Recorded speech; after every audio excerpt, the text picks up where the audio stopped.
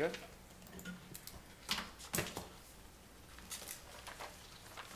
You good? We're good. All right. Time being 7 o'clock, I call the June 18th, 2024 Franklin School Committee meeting to order. Meetings are recorded by Franklin TV and shown on Comcast Channel 9 and Verizon Channel 29, as well as recorded by Franklin Matters. Tonight's pledge student is Hakeem Peterson. Hakeem is a third grade student in Mrs. Mark's class at Jefferson Elementary. Mrs. Mark says, Hakeem is one of the kindest, most empathetic kiddos I've ever met. Every day he does something extraordinary and without trying to earn recognition for it. Hakeem says his favorite subject is writing because he can express his feelings and have choices in what he writes about. Currently, the class is studying poetry, and Hakeem is writing haiku poems. Outside of school, Hakeem describes himself as a big sports guy. He plays baseball, soccer, and basketball. When he grows up, Hakeem wants to be a builder or a scientist. He thinks being a builder would be fun because he enjoys planning and is good at geometry. He thinks being a scientist would be cool because he could discover new things and help change the world for the better. Hakeem was chosen to represent Jefferson tonight because he consistently models the core values of Jefferson, even when he thinks no one is watching. Hakeem is a kind friend to all. He encourages others, especially if they seem down or upset. If someone doesn't have a partner or is left out of a game, Hakeem will be the first to invite them to play and make them feel welcome and included. At field day just last week, a parent volunteer noticed Hakeem giving a pep talk to a student who was having a hard time. The parent said that student was so sweet. He went up to another student who seemed down and told him that he tried his best. They smiled at each other and went off to the next station, but you could tell it meant a lot to the other student. When commended, Hakeem was quick to shine the spotlight right back on the other student, sharing a time when he felt encouraged by that friend. Hakeem said his favorite part about Jefferson is that everyone follows the 5 core values and is so kind to each other. When asked what else he'd like people to know about him, Hakeem said he wants to thank his friends for always being there for him and cheering him up when he needs it most. We're proud to have Hakeem represent Jefferson this evening.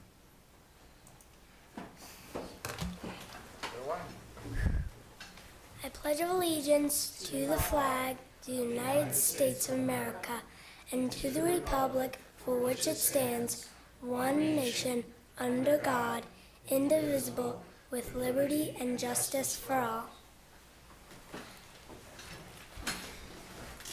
Thank you very much. And feel free to enjoy the rest of your evening. Please stay cool out there.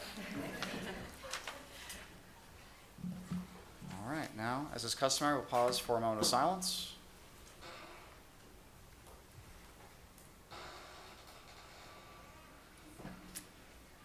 All right, routine business, review of agenda. Agenda looks good to everyone? Yep. All right. Payment of bills. Bills are in order. Payroll is also in order. No FHS student representatives. They're surely somewhere else doing something else that they'd rather be doing on this summer day. Superintendent's report. Good evening, everyone. The only item on my superintendent report today, because we do have business in the meeting that I'll speak to that are included in updates, is to say that today was the last day of school for our students at Parmenter Elementary. The other 9 schools in the district concluded yesterday, and I wanted to wish all of our students, staff, and families a safe and restful summer. And the work will continue at Franklin Public Schools. We encourage people to continue to stay engaged and tune in, but ultimately wanted to share just those thoughts around the summer, and really appreciate the hard work of our staff throughout the entire year in their work to support students and throughout the year, and we'll continue to plug away through the summer as we continue to conclude this year and prepare for next year. So once again, thank you, and I hope everyone can remain safe and have a good time this summer. Thank you. All right. Thank you very much. Any comments or questions? I'm good. All right. Moving right along, we have guest presentations. Looks like we have an elementary report card update. Great. This is a follow-up from your last meeting. Dr. Rogers went back to meet with her team. There was some conversations and questions around the report cards in general. I'll kick it over to Tina to fill in, but we wanted to make sure that we followed through with an update. And I know that, Tina, you worked hard with the team to collaborate and come up with a response and try to move that work forward. So, Dr. Rogers. Thank you. Hi, everyone. Good evening. So as you recall, last meeting, we presented edits to an elementary report card. We incorporated portrait of graduate skills and some updates to the math area. And then we had some conversations about being able to use the report card as a tool to communicate with families, and kind of talked about ways to expand in the unified arts curriculum areas, so art, music, PE, wellness, and instructional technology. So I went back to those teams of folks and had some conversations, and what resulted in an understanding of wanting to communicate further with families. And what we did was come up with a way in which we thought would be responsive to the needs, and maybe even further kind of meet the needs of the report card being a communication tool. So what we are suggesting before you is, you'll see one page of edits on the report card for art, health, music, phys ed, and instructional technology in red, which remain consistent with what was presented to you last time. What we have adjusted in collaboration with the directors, department heads, that we had some conversations with, was an idea of attaching what you see in front of you, a letter that would be attached each term, grade specific, to go home to parents and guardians with the report card. So you can see this is absolutely a draft. This is just what we could do in a couple week time period. But the intention of this is to use this as a communication tool to further report and engage with families around children's progress as it relates to portrait of a graduate skills and the Massachusetts curriculum framework content expectations. So what we would propose and envision would be that there'd be a section around what information can I learn about in the report card. Oftentimes we get questions about, what does P mean? What does M mean? What are those types? So being able to articulate that in a concise and streamlined way. And then to the question that came up last time around additional information about unified arts.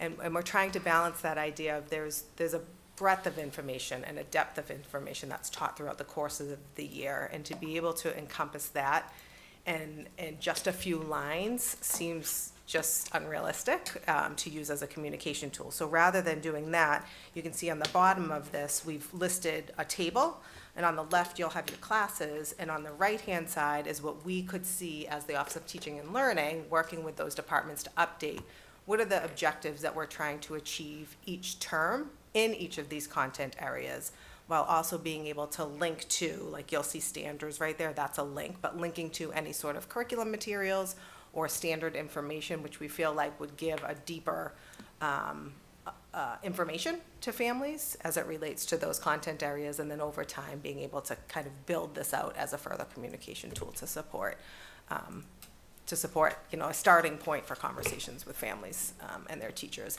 And just to be clear that this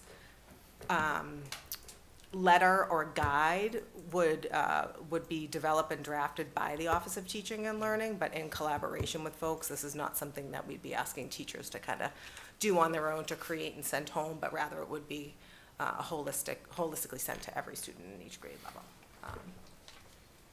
So with that, that's what we have before you as a recommendation for moving forward with the report card. So that's that. All right. Thank you very much. I'll turn to the committee for questions. Start down here. So not really a question, but just kind of a commentary. I appreciate the effort that you made in going back and addressing these concerns and really kind of opening up that dialogue opportunity with parents. So I think it was really a good halfway point of that really accomplished the exact goals that we had set out. So I appreciate the time, especially in the past 2 weeks, knowing that it was very challenging. So thank you. Sure.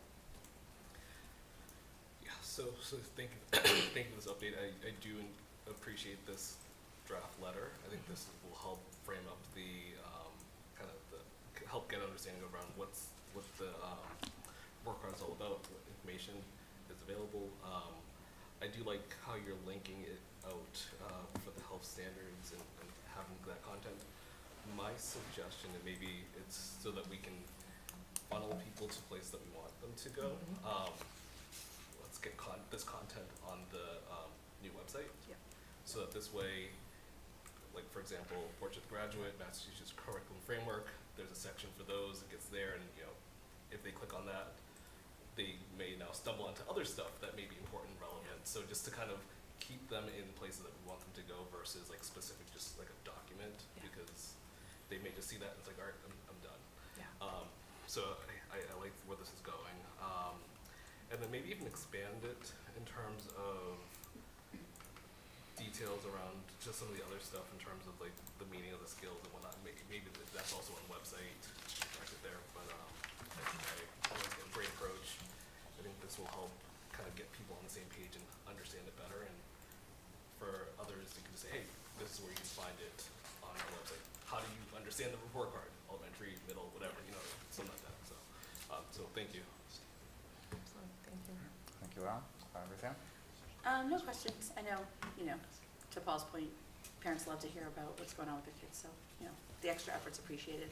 I'm just thinking about like things like art and music, and I'm like, right, this year, we had teachers with like 600 students, so, yeah, it's gonna be hard to kind of give the parents that feedback they want, but appreciate the extra effort.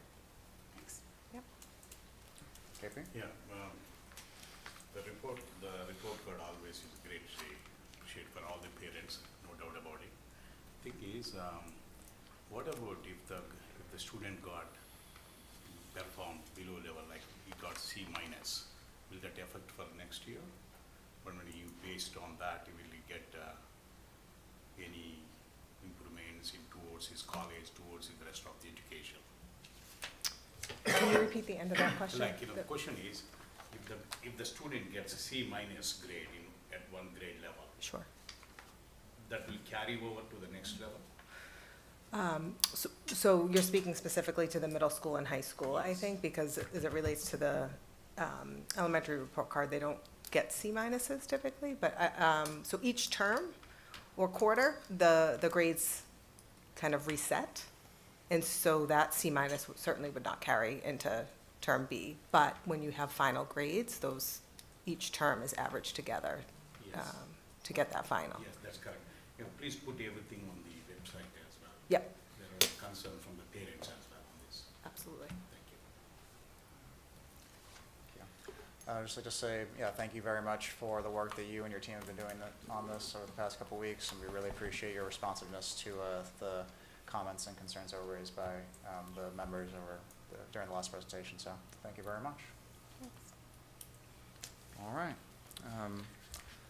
Moving along, we have discussion action items.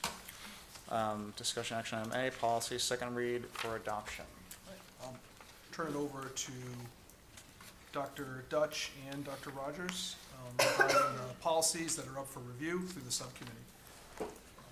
This is second read, so you would have already seen the first read, so just if there's any questions. Yeah, I think, we've talked about, the rationale for changing these policies as we instituted, or the state instituted, the fee-free lunch for all children. There really was no need to carry these balances, so we wanted to give people the opportunity to ask for their funds back if they wanted to get them back. So certainly happy to answer any questions that you may have about it. You've seen the total balances, the information that was shared, I think previously, regarding the dollar amounts that exist per not individual person, but as an aggregate. Thank you. Is there a motion to adopt the following policies as discussed, EFD and EFDR? So moved. Is there a second? Second. All right. Any discussions or questions? No. Just so one last question. I know I mentioned it the last time. What's the process that will be informing folks that they may have a balance that is reimbursable? So we will be putting information on the finance website, page of the website, on the school lunch page of the website that will indicate that there's been a change in policy and they now have the availability. They'll need to make a request through a form that will be on that page as well. through the school lunch program. People will follow up with them from there to confirm whether there is a balance or is not at that point. Okay, and the public, if they want to know what their balance is now, they can go like to Titan They can today. go They into still have Titan. access to it, correct? Correct. Okay, and then the time frame. So if it does get approved today, they have a year from today to request their reimbursement. If they do not do so by this time next year, it would go to the general fund. Is that correct? It would stay in the donation line yep. within school lunch. Correct.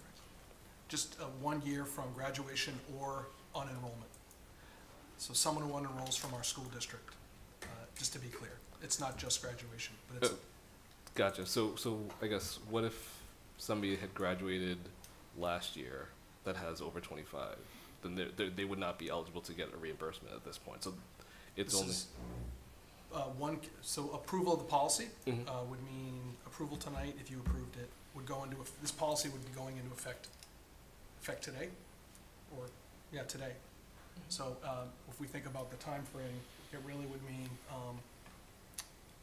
we'd have to probably think about, one, it would definitely count for students next year, because we've already eclipsed the last graduation date. However, I wonder about remaining balances right now for students who are seniors in the spirit of the policy. So I defer to you about. I'm looking at I'm pulling up the language on the policy. Apologize. I have it right here. Just says 1 calendar year from the graduation.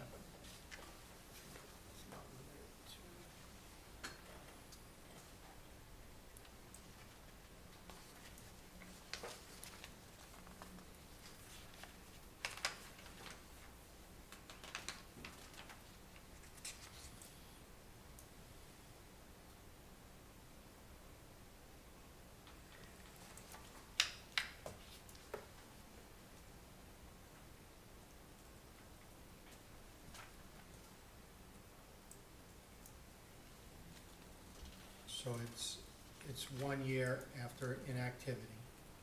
It would become property of the school lunch program. Okay.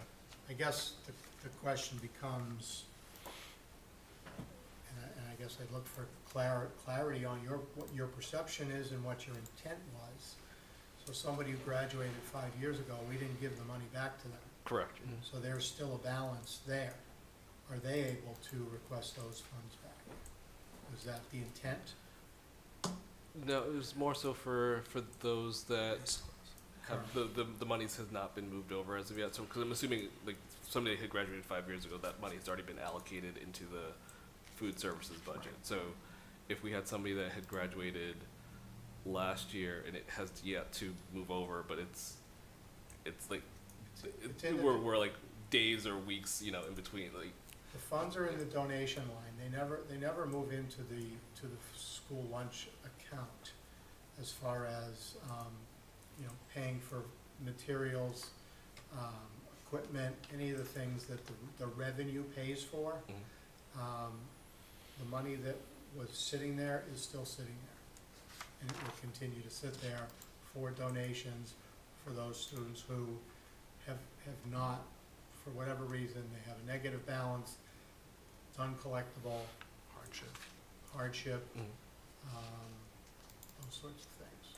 But this policy in effect, if it's a calendar year, students who have balances that graduated a few weeks ago are within the year of which policy. So it's the most recent. I think that might be a launch point.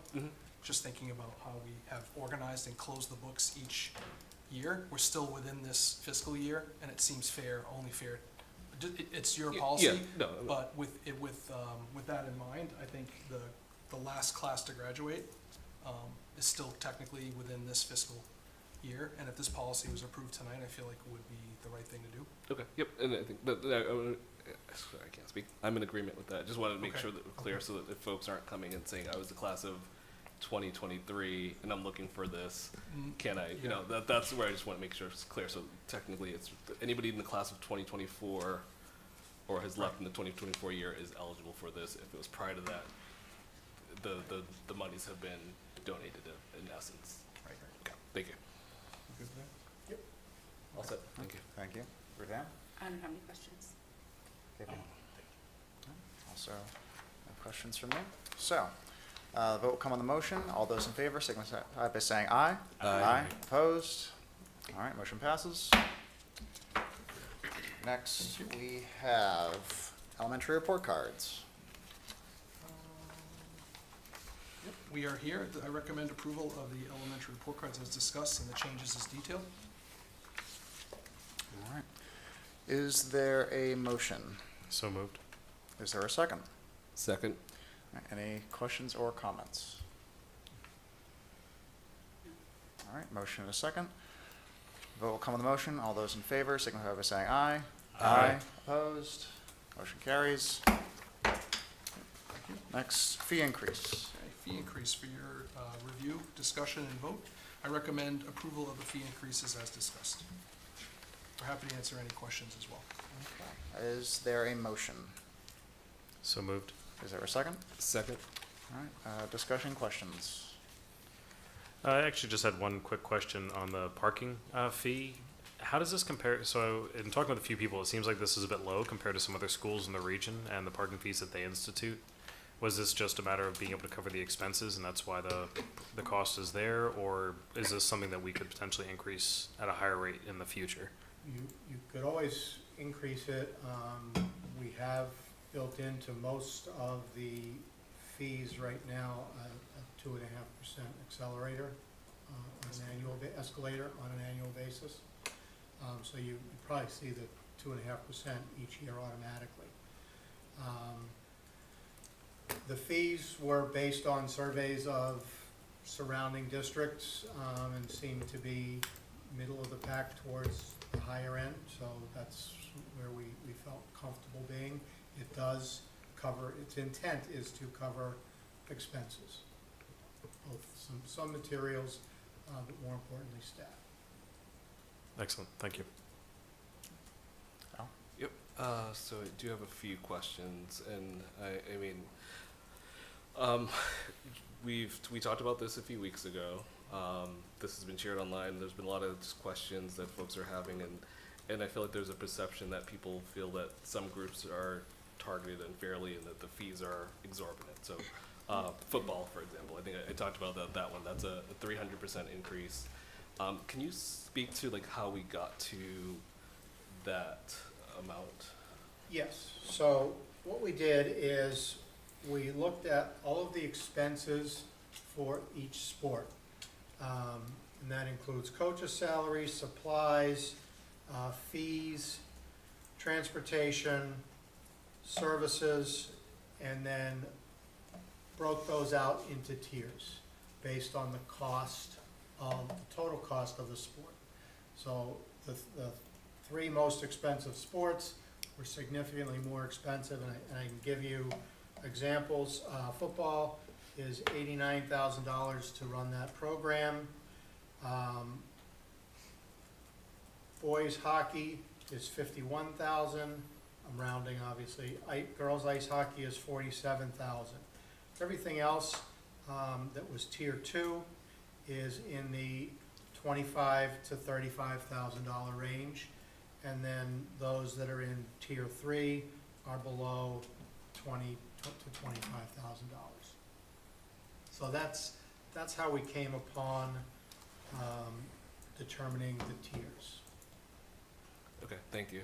And just to confirm, it's not like the fees from football are used to subsidize the fees for something in tier 3. So The fees for all of the sports go into the athletic revolving account. So we then allocate, this year we've allocated the full cost of our athletic program against the revolving account. The budget is not supporting athletics at all. That includes the coaches' salaries, that includes the athletic director, it includes everything having to do with athletics. So the money for football goes into that general pot and pays for the athletic program.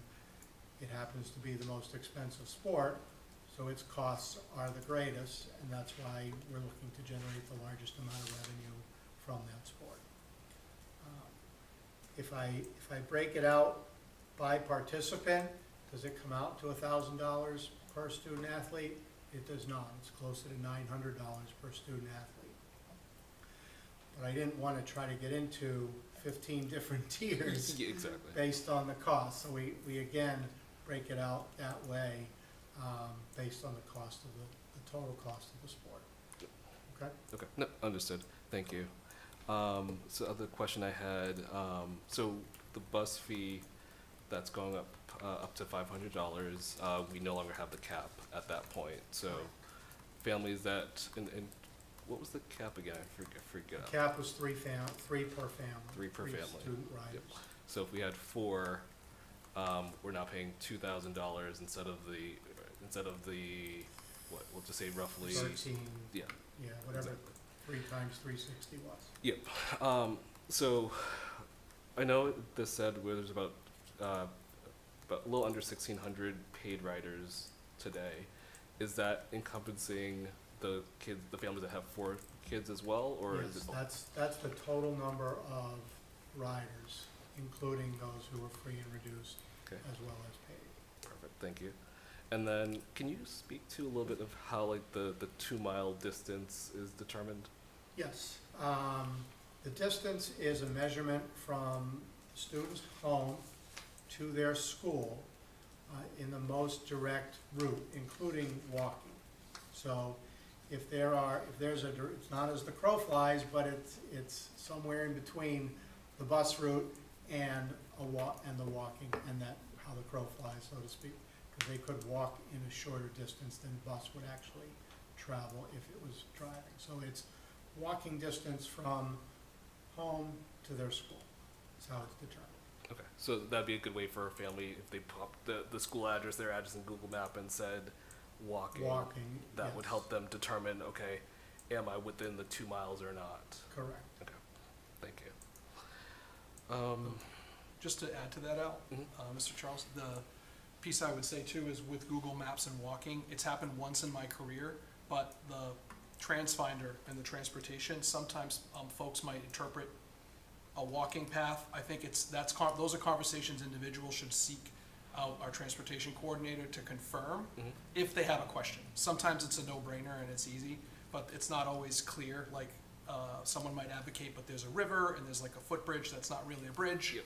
So you get what I mean, where Yep. you can get into some situations where it might decrease the distance, but it's not the safest path to travel, and we wouldn't honor like that type of situation. Yeah. Very rare does that happen, but Mhm. I just would point that out. That makes sense, yeah. So it's not the cutting through my neighbor's backyard to get there No. because they allowed me to go But there. by yeah. and large, I think we all have a shared agreement on what we mean by that, but it Mhm. could happen. I could see, I just want to put it out there, having had the experience as a former principal, put my little principal hat on. Thank you for that Yep, insight. Appreciate sure.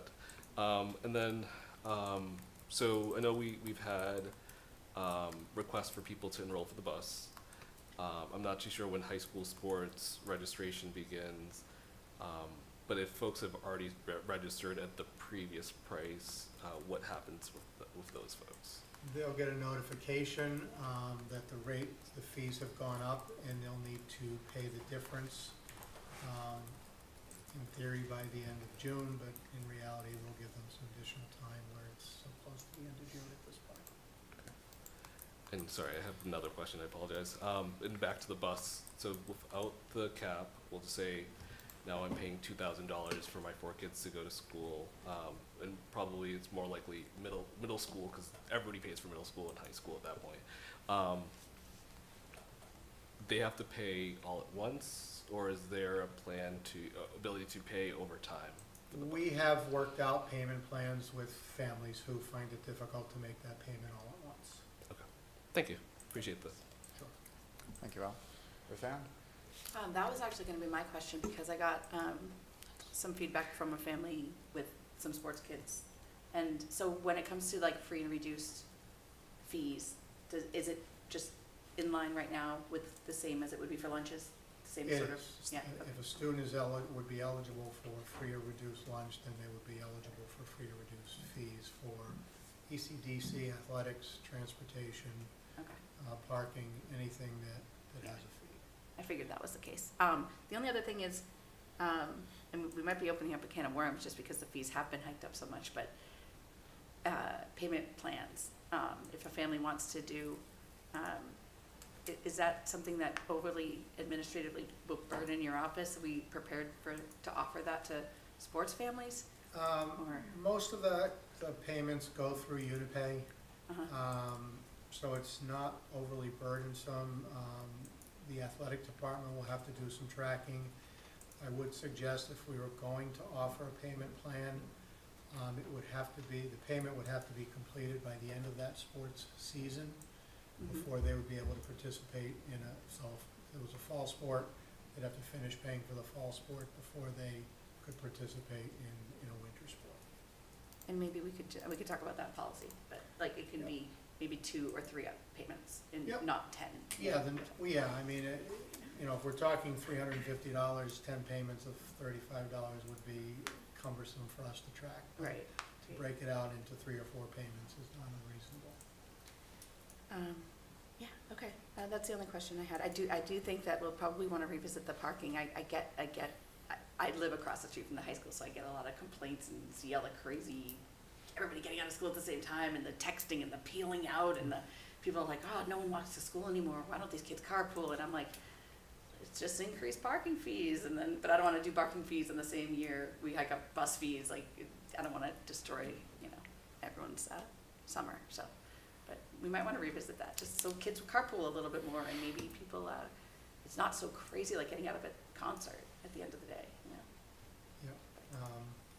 I don't know what that tipping point is that causes kids to carpool.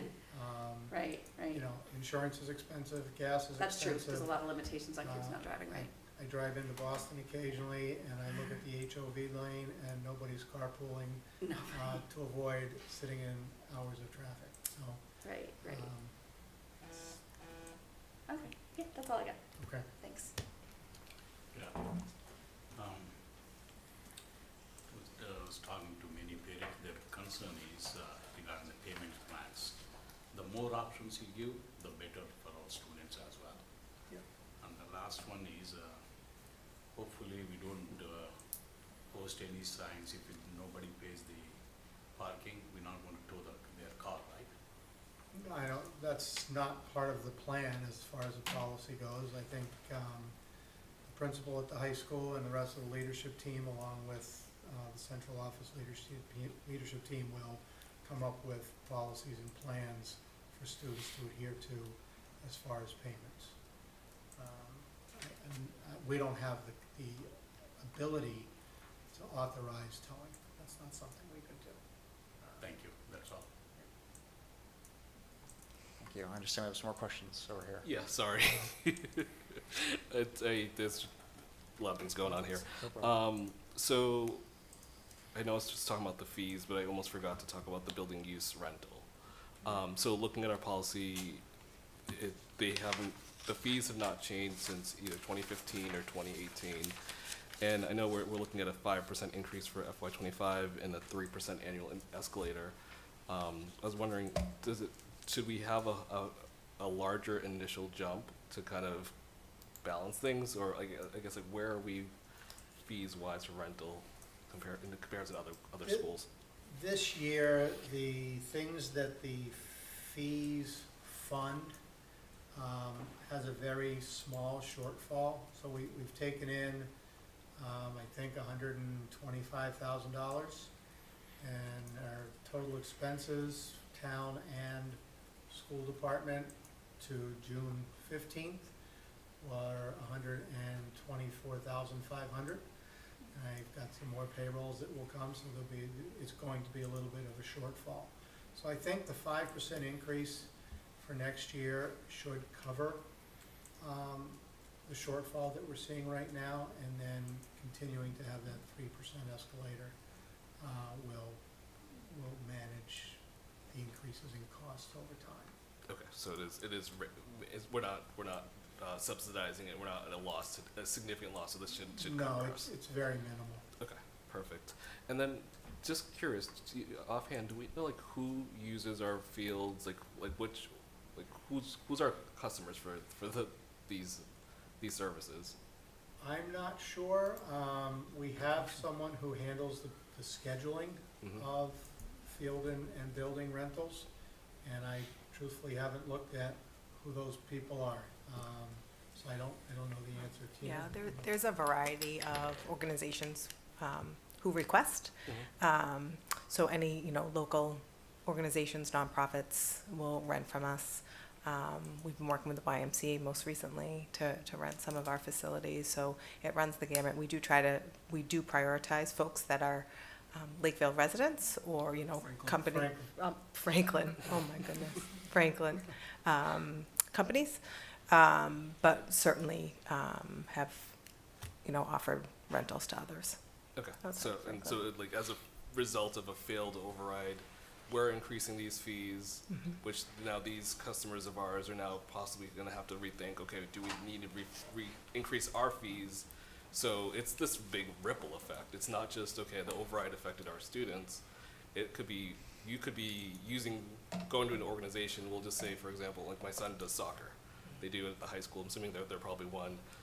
That organization is now having to pay more in fees, which now they're going to have to rethink, okay, now do we need to charge our subscribers more to play soccer? Potentially. So I think it's just like, I think folks need to realize this is, and as cliche this may be, it's like the Lion King, the circle of life. We all affect one another, and so yeah, it's messy. But thank you. Thank you.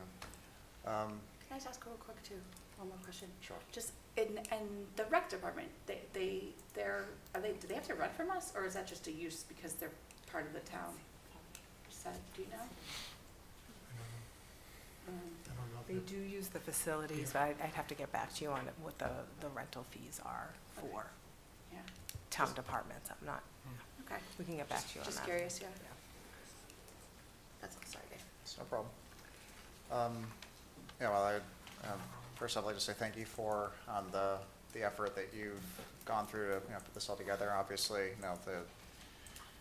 some unideal circumstances that these are created under, and we appreciate the time and the calculations you did, particularly with the different tiers for athletics and finding the proper balance, and working with the subcommittee to find the proper balance of transportation and having this all be done in just a very thoughtful way.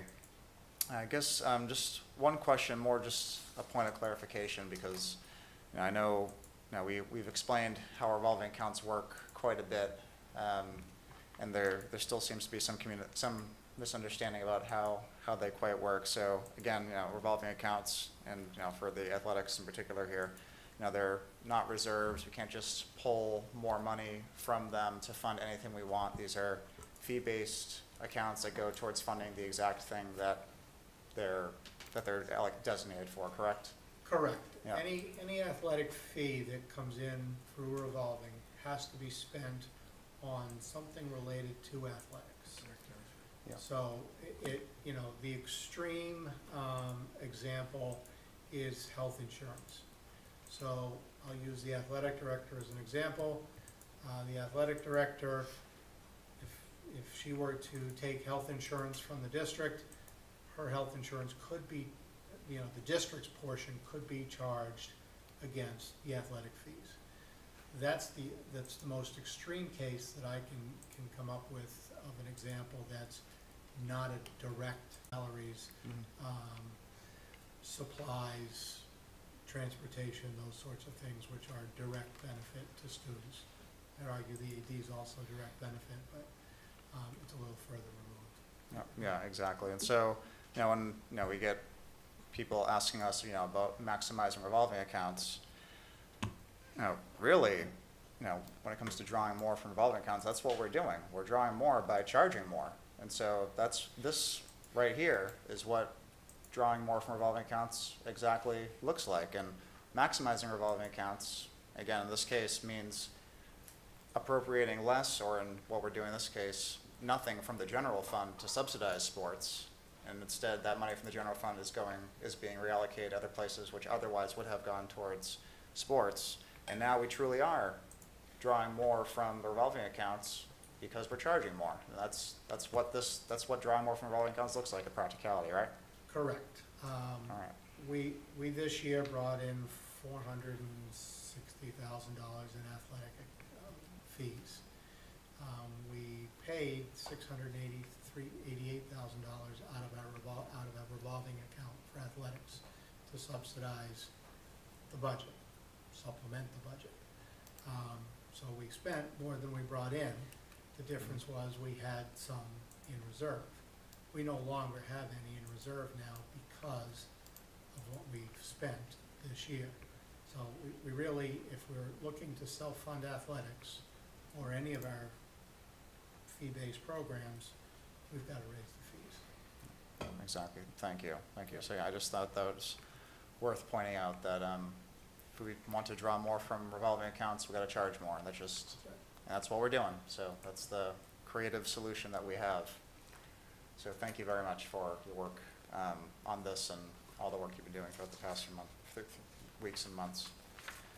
All right. If there be no other questions, vote will come on the motion. All those in favor signify by saying aye. Aye. Opposed? Motion carries. All right. And next we have superintendent evaluation report. So that's me.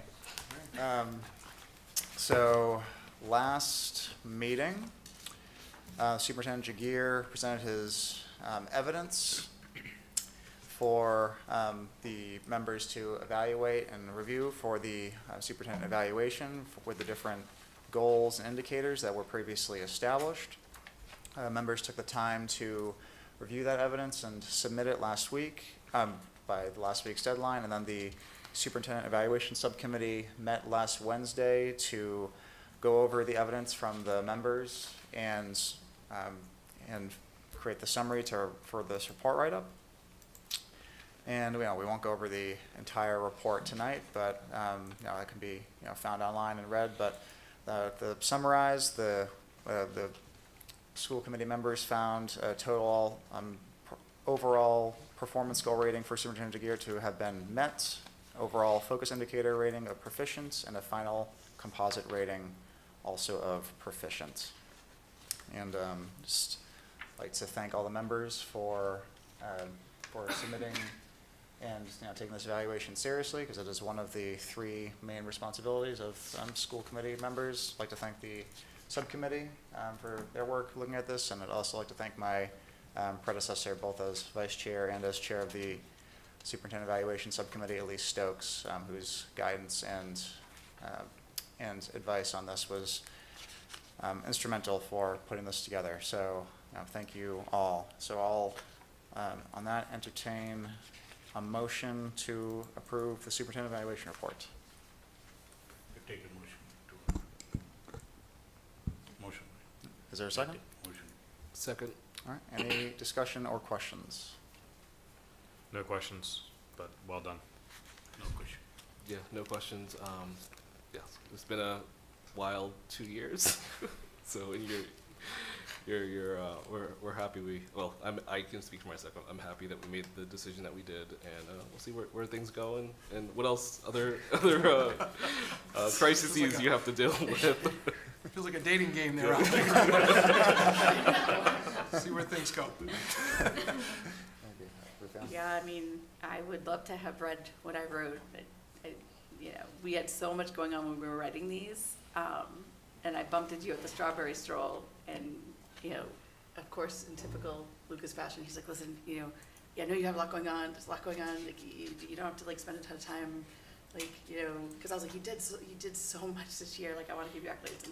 And I remember texting with people and just turning my phone on Do Not Disturb, and I was like, this guy deserves a thorough, good evaluation. Like, I'm not gonna try to rush through this and not give kudos to so much that's been accomplished. So, congrats and thank you. No questions from Lucas. No questions from me either, but again, just like to echo the sentiments of my fellow members. Thank you for the work and the service you've been doing as superintendent of schools for the district. Great job this year, and we look forward to our continued collaboration over this next year, come what may. Well, I just want to take a moment to thank you all for the thoroughness and the thoughtfulness around not just the ratings, the commendations, and the recommendations. I think the only way any of us grow is if we get feedback, and we look to try to grow. And it's important to get it from various perspectives. So I wanted to just say that I appreciate the time that went into this. Also, my evaluation is a direct reflection of my team, and the work that was put before you was representative of our staff, our leaders, our central office administrators, everyone involved with every piece of that. It can't be done alone, and I just wanted to say that out loud and thank my team and thank the employees we have and the staff we have within the district to help us move this work forward at what has become a very challenging year. I said that last year. We had different types of challenges, some similar, but certainly some other unique ones, and I just wanted to thank you, and I take those ratings, and I'm just looking to continue to try to improve every year, like anyone who takes their job seriously, and I'm committed to Franklin, I'm committed to this community and this town, and really want the absolute best for our kids. And when I say our kids, I mean our kids, including my own. So thank you, and I appreciate it. All right, vote will come on the motion. All those in favor signify by saying aye. Aye. Opposed? None? Motion passes. All right, discussion only items. We have an FY '25 budget update. Okay, there's a budget update in your packet. I will also make this available to the community as well, and I wanted to read the update just for clarity. There's been a lot of questions. I've received emails from folks inquiring on a variety of topics related to impacts. Folks have provided their thoughts regarding programs that we wish to preserve and maintain, not to reduce, not to eliminate, and we did our best to take those into consideration.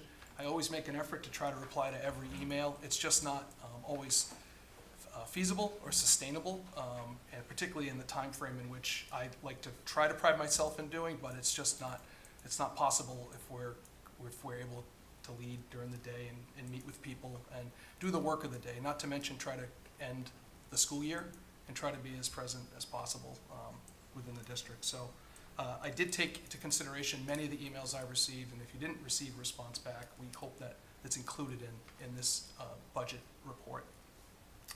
On May 22nd, the Town Council approved an appropriation of $75,324,829. This was less than the school committee's approved budget.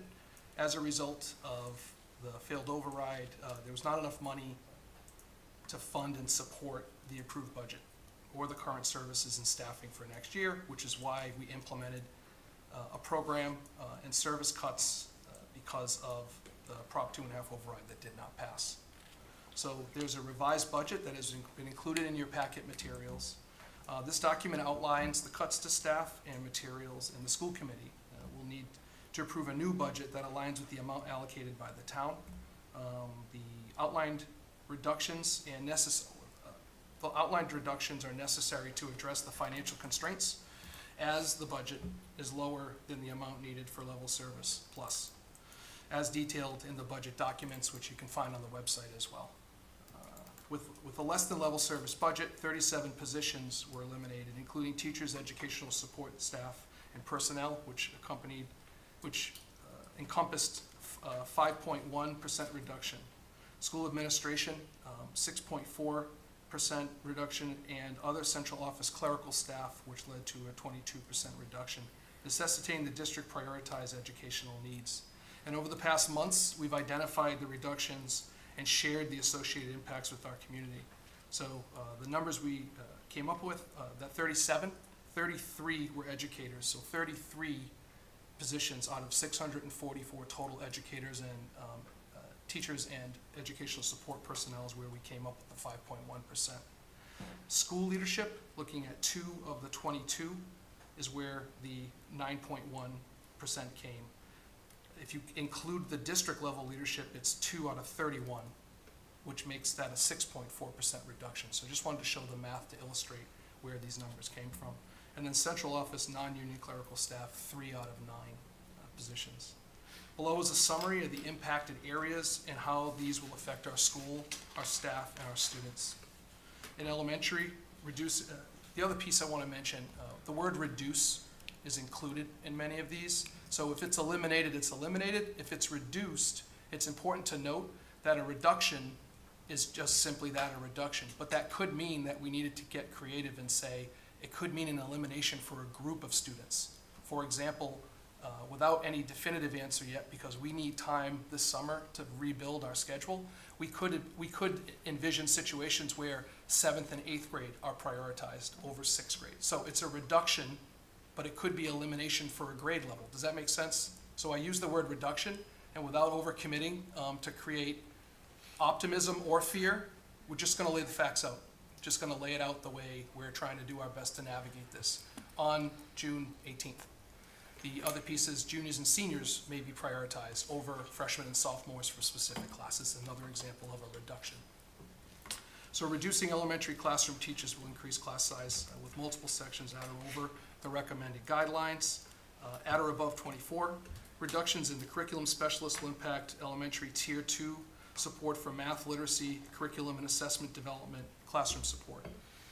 Reducing library support will result in limited access to school libraries, and school libraries will be closed at certain days of the week. Reducing an elementary school adjustment counselor will prioritize students with the most needs, limiting our ability to see students and families more proactively. At the middle level, we eliminated chorus and the orchestra program. Reducing band across all 3 middle schools will limit the number of students accessing that program. Reducing one Spanish teacher at each middle school, adjust the program's instructional expectations. Middle school tier 2 reading support is reduced, and reducing library support at the middle level will result in limited access to the middle school libraries, with school libraries being closed on certain days of the week. At the high school, reducing high school teachers will increase our class sizes, with some sections at or above the recommended guidelines of 24. Courses that are graduation requirements will be prioritized over elective offerings in all subject areas, resulting in elective offerings being reduced or eliminated.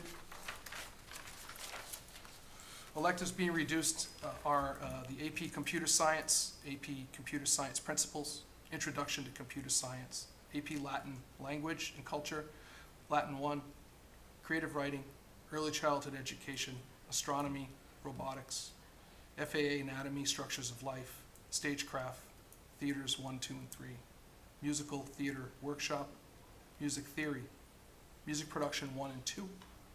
Juniors and seniors will have priority for advanced placement course selections and wellness PE electives, displacing and potentially eliminating sophomore AP and PE elective experiences. That needs to be determined as we go through the the schedule master build process. Athletes will have access to PE electives, but it will be limited, and many high school extracurricular activities will also be eliminated or reduced. Administrators, reducing 2 school-based administrators, resulting in redistributing responsibilities for current administrators among schools. Reducing 2 central office non-union personnel in the business office and 1 central office admin. And analyzing the Massachusetts Department of Elementary and Secondary Ed, the radar reports, Franklin Public Schools compares to the state average. We've gotten questions around that, around administration and pound for pound, what were the percentages. We tried to outline and highlight that in an effort to, once again, we're considering questions received just to provide information in a more comprehensive report. In those categories, the key categories, the district aligns closely with the statewide norm. School leaders per 100 students maintaining parity at 0.2. Instructional leaders at 0.5 per 100, below the state's 0.6. And the district level administration at 0.1 per 100 versus the state's 0.3. District-wide social worker support services affect student caseloads, leading to reduced counseling staff and intervention, prioritizing those with most need and impacting the ability to support students and families proactively.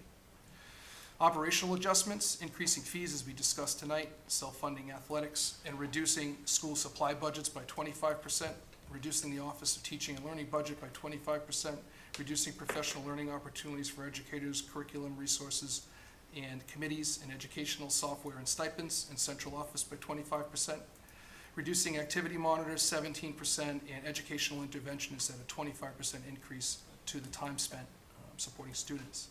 Staff transfers due to eliminated positions have also created a cascading effect on our less senior members at various levels on the seniority.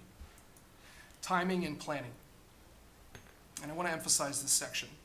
The impact of any additional funding before the start of the fiscal year in July creates challenges for operations in ordering supplies for the new year, rebuilding master schedules, creating student schedules, and taking away from time needed to close out the previous fiscal year and plan for the following year. For example, high school schedules cannot be run until definitive course and staffing decisions are finalized. The impact of receiving funding so close to the start of the fiscal year cannot be overstated. It compresses our timeline for crucial tasks such as revising our budget and hiring essential staff, and make it challenging to retain and secure high-quality educators in positions and allocate resources effectively. We have received 18 resignations in May and June combined, 11 received in June alone. These are folks that were not cut, but made an active decision to leave Franklin Public Schools. Some reference the desire for more budget stability and less volatility. Given the timing of our circumstances, the infusion of a one-time revenue would only exacerbate the financial challenges exponentially and would not be used to restore positions, because that would not be fiscally responsible. As a result of a failed override, we have prepared to move forward with the reductions in less than ideal conditions. And while additional funding would benefit students, we as a community must recognize that additional allocations to the school can only come at the expense of townwide cuts and townwide services, many of which directly benefit school services. For example, our police, SROs, our fire department, our DPW, our library all play a direct role in supporting the work of schools and functioning. When we think of that, we had that discussion at one of our meetings, and creating cuts that destabilize other departments, from my professional opinion, is not the solution or the viable option that I see and that my team sees professionally. I had this conversation, we had a department meeting last week. The way we began this budget process and the way I've spoken about this in previous years is I'm not, from a value standpoint, and I say this with all sincerity, I stand by what I've said from the beginning of this entire budget process as my first year as superintendent, that I don't believe, I believe the pie is not big enough, and I don't believe in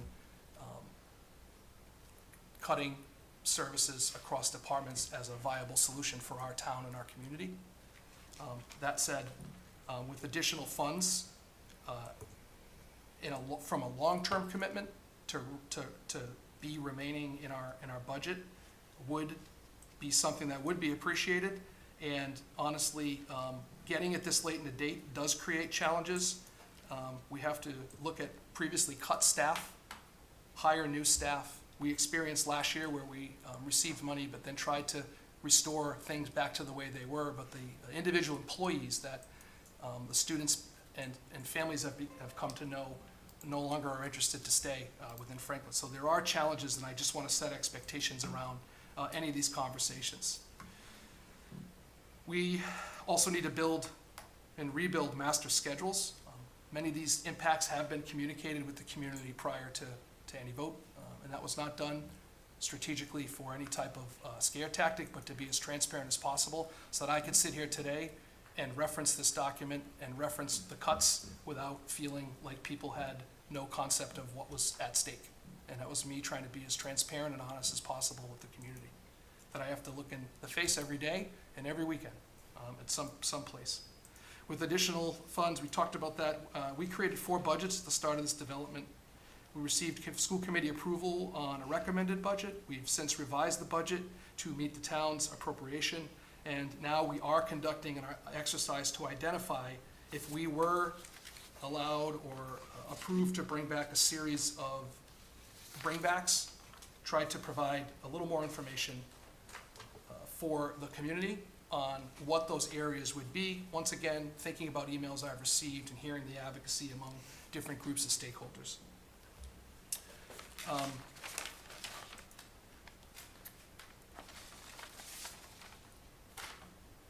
Conducted this. In the event, just conducted the exercise, in the event of any type of bring back that could happen from funds allocated from the town before the start of the fiscal year. These bringbacks have financial implications, and the majority of time in July and August would be spent hiring new staff, creating a new master schedule at all levels, and regardless of whether we receive funding or not. Particularly, it's estimated to take us 6 full weeks at the high school to meet with students, build a new master schedule, and should long-term funding be allocated to schools, we've summarized these potential uses of resources below. What we've put together in a very short time is tried to prioritize a few key areas that we feel as though would be an area where at a first cut we would look to do. Reinstating elementary school educators, 3.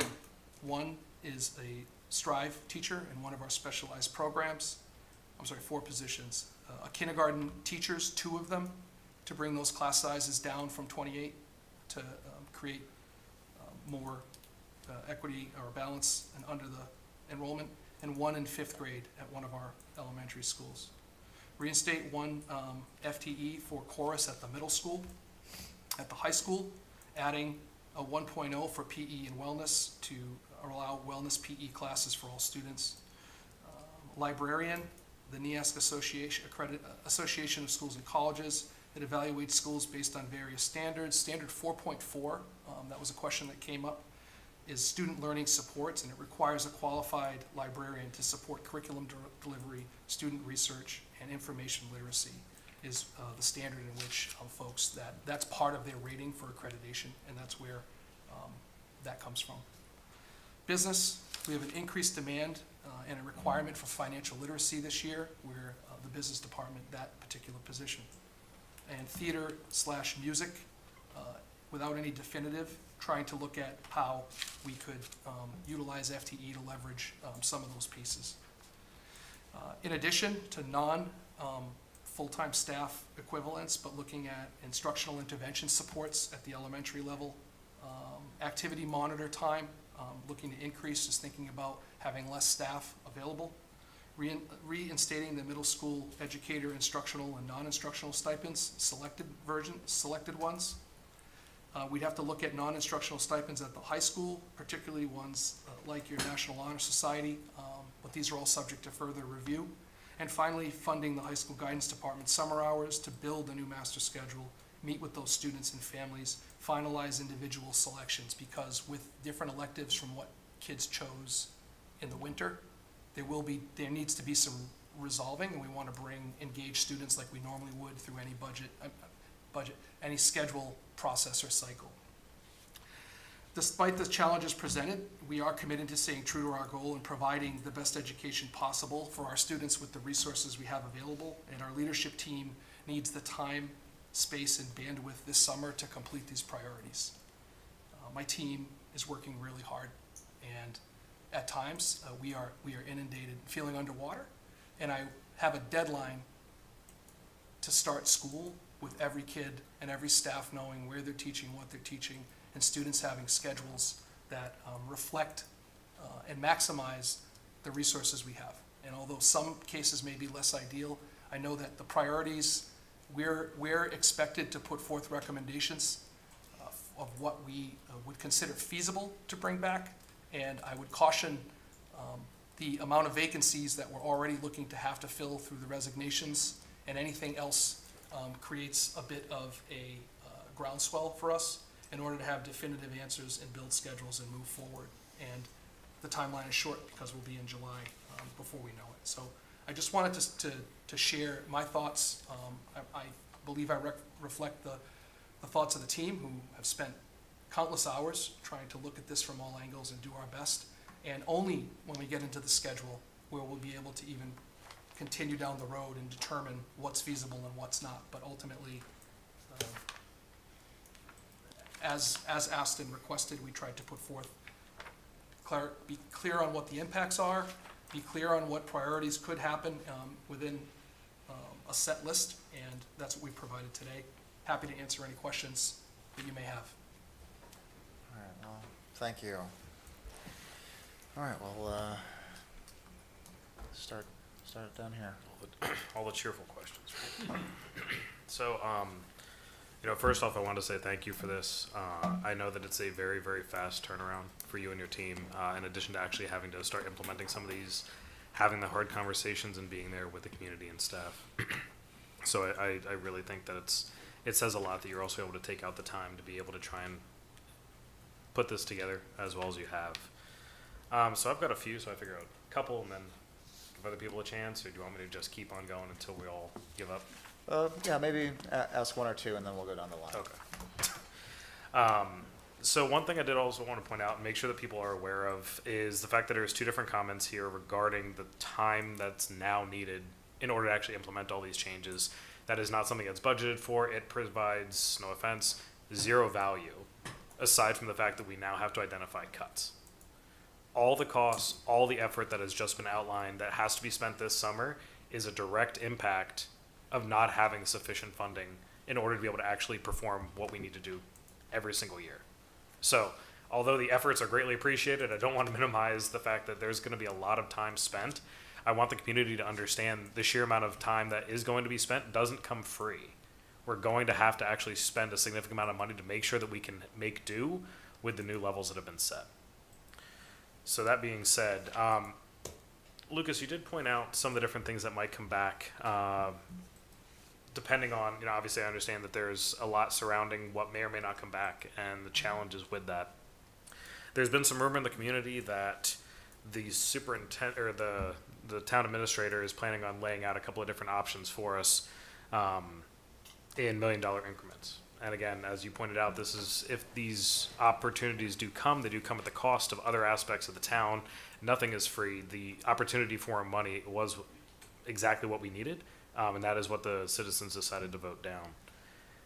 With that, in looking at this list, and for those of you in the community, as Lucas said, he's going to post this, so it'll be a whole lot easier to follow along when you're looking at it. But there is a bulleted set of priorities for bringing, or potential resources to bring back for the lowest possible amount. And if the town were to agree to fund in perpetuity, so not just, here's a couple $100, we're really sorry, leave it alone, but something like $1 million, that would fund some of these basic details. So looking at some kindergarten teachers, potentially a 5th grade teacher, looking at some extra support for middle school, some extra support for high school, but there's not a big upswell of things that we can suddenly bring back with $1 million, correct? Correct. Okay, so then when we hear stories about people being told that, the town council wants to be able to allocate money in order to be able to support things that people are very passionate about and people are commenting to them about, obviously having a significant impact on their time. If we're looking at things such as theater and arts and bringing back, or trying to bring back some of these AP systems, that's where we start talking about significantly larger amounts than just $1 million, correct? We outlined, so to answer your question, we outlined a couple of key areas where we found it feasible to try to prioritize to bring back based on, if we think about it from a whole program, I think that would it would go against the recommendation we have, which is not to completely destabilize our entire town. What I would say is what we've outlined is a prioritized list of like tier 1 or like first cut of what we could feasibly try to add back if provided the opportunity. That would these would not make us whole. Is that what you mean? Is that what your question is? Well, yeah, I think being made whole at this point is really a challenge in a lot of Right, ways. okay. But I think the bigger question is, so if town councilors are asking, what amount do we have to give you to bring back X program? So first off, I think it's not entirely fair to try and focus on just one program. There's a huge picture here with a lot of people impacted in many different ways. But it sounds like the very base case that has been floated, that idea of $1 million in sustained funds, would be to go after, try to support teachers just in the classroom, It's within being the able purview. to reduce. Right, I think the funding is within the purview of the school committee to determine where those funds are allocated. The total number, from a budgetary standpoint, is something that the town approves. We outlined in a strategy to try to look at where we could try to optimize some amount of funding. We didn't tally and quantify this. We didn't feel like it was appropriate at this stage, But we're trying to provide as much transparency as possible with our rationale. But I think within this, we would need to prioritize areas and try to bring back, if the opportunity were there, which remains, I think, anything else to add on that, Bob? I think we've. Yeah, I think to answer your question about what would it take to make us whole, the answer is $4.5 million. That's the new positions that we had requested represented about 1.6 million. So you subtract that from the 6.3 and you see where you're at about 4.5. So that's what you would need to bring back everything that we've cut, the 37 positions basically. Okay. And I think that really kind of highlights just how deep this is, and Lucas, you did point this out, the comment on, we did vote on a level service plus, but this doesn't even come close to covering the level service, which is why we're seeing so many cuts here. There's 9 positions basically total in this, with the reinstatement of instructional intervention support, like pieces, but just so you know, that's 9. Okay. Right. So, but again, the idea, and I have heard this floating around, that we can get some additional funds, and it's going to bring back theater, or it's going to bring back music. That's not the purview of. So we basically have two bodies here. We have the town administrator, who is able to make recommendations according to his priorities. We have town council, who votes on the money, but then it comes to us to allocate. There has been some suggestion that we need to be able to provide information as to what or how we would allocate. And I think what it's sounding a lot like, and I can't speak for anyone else here, but that we need to make sure that we prioritize in the classroom opportunities and making sure that we have students in optimal situations for the day-to-day learning. And then additional funding on top. So again, not the 1 million, like the minimum case of sustained funding, but we're talking like 2 to 3 million of sustained funding is when we can start looking to bring back additional things. Like the things that people are calling a lot about, that people are very interested in trying to get back. That's not the small or the low-hanging fruit. There's really a lot more that has to go back to restoring the schools and how they stand right now before we're able to start exploring that. I would say yes, but I think, just to be clear, I think trying to prioritize, I think what you're getting, I'm looking at business, theater, music, wellness. Those areas are part of a comprehensive school program. So I don't consider those to be like, and I don't think you're suggesting this, but I think the cuts that we made and the recommendations to prioritize were done on purpose because of trying to place some value. We place value on those particular programs that have been hit. So the idea is that we were prepared to live within the cuts that we suggested and proposed, but ultimately the exercise was to go through and look at what were some pieces that you'd bring back to try to provide a well-rounded education for our students. Your point in question around prioritizing core classes, when we did the exercise over the last 6 months or 4 months, was looking at, if we have to meet a budgetary number, we have to start with what is required to get a diploma, right? Now, that said, we did that. That's where we landed. And now, if we're in a situation where we have to think about what will we need to bring back, it's beyond compliance, but also trying to look at what would bring value to our programming, and also look to create more balance across our high school, for example. We're now, with less electives, trying to figure out where kids go. I think that's where I would say we value prioritizing the positions that we put on the paper for you all to consider. So. And can I just add Yeah. one more? I think the only other thing I would add is that this list in front of you is 3 days of work, where what was brought forth in our unfortunate situation we're in, of all of those cuts that were made, were 3 months of work, with lots of collaborative conversations and hard decisions that we didn't want to make, but we had to make.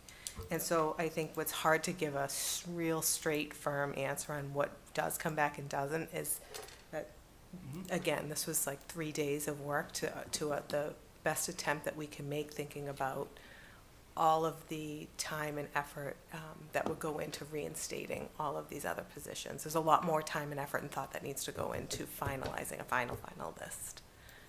And I can definitely appreciate that, and I think that does bring up, again, the complexity, as very few positions involve exactly one person in one classroom, but there are a lot of different interactions between them. So it sounds like, there is a lot that has to be done, a lot of information that needs to be gathered, but again, I just wanted to make sure that we're all clear that it's not, we can't just have a group give us some additional funds and then promise that it's gonna solve one problem. There are a lot of things that are currently in great need, and we're gonna have to prioritize them in a way that fits and really benefits as many people as possible. Correct. And I think that was our attempt. With the list we put together, I stand by the information we shared with you tonight on what we would look to include as potential bringbacks as part of that. So just so we're clear on that. Thanks. Okay, so I'll start with my view and then we'll pass it on because I could be here for a very long time at Sure this you point. So starting off with the school leaders, so we're cutting 2 school leaders.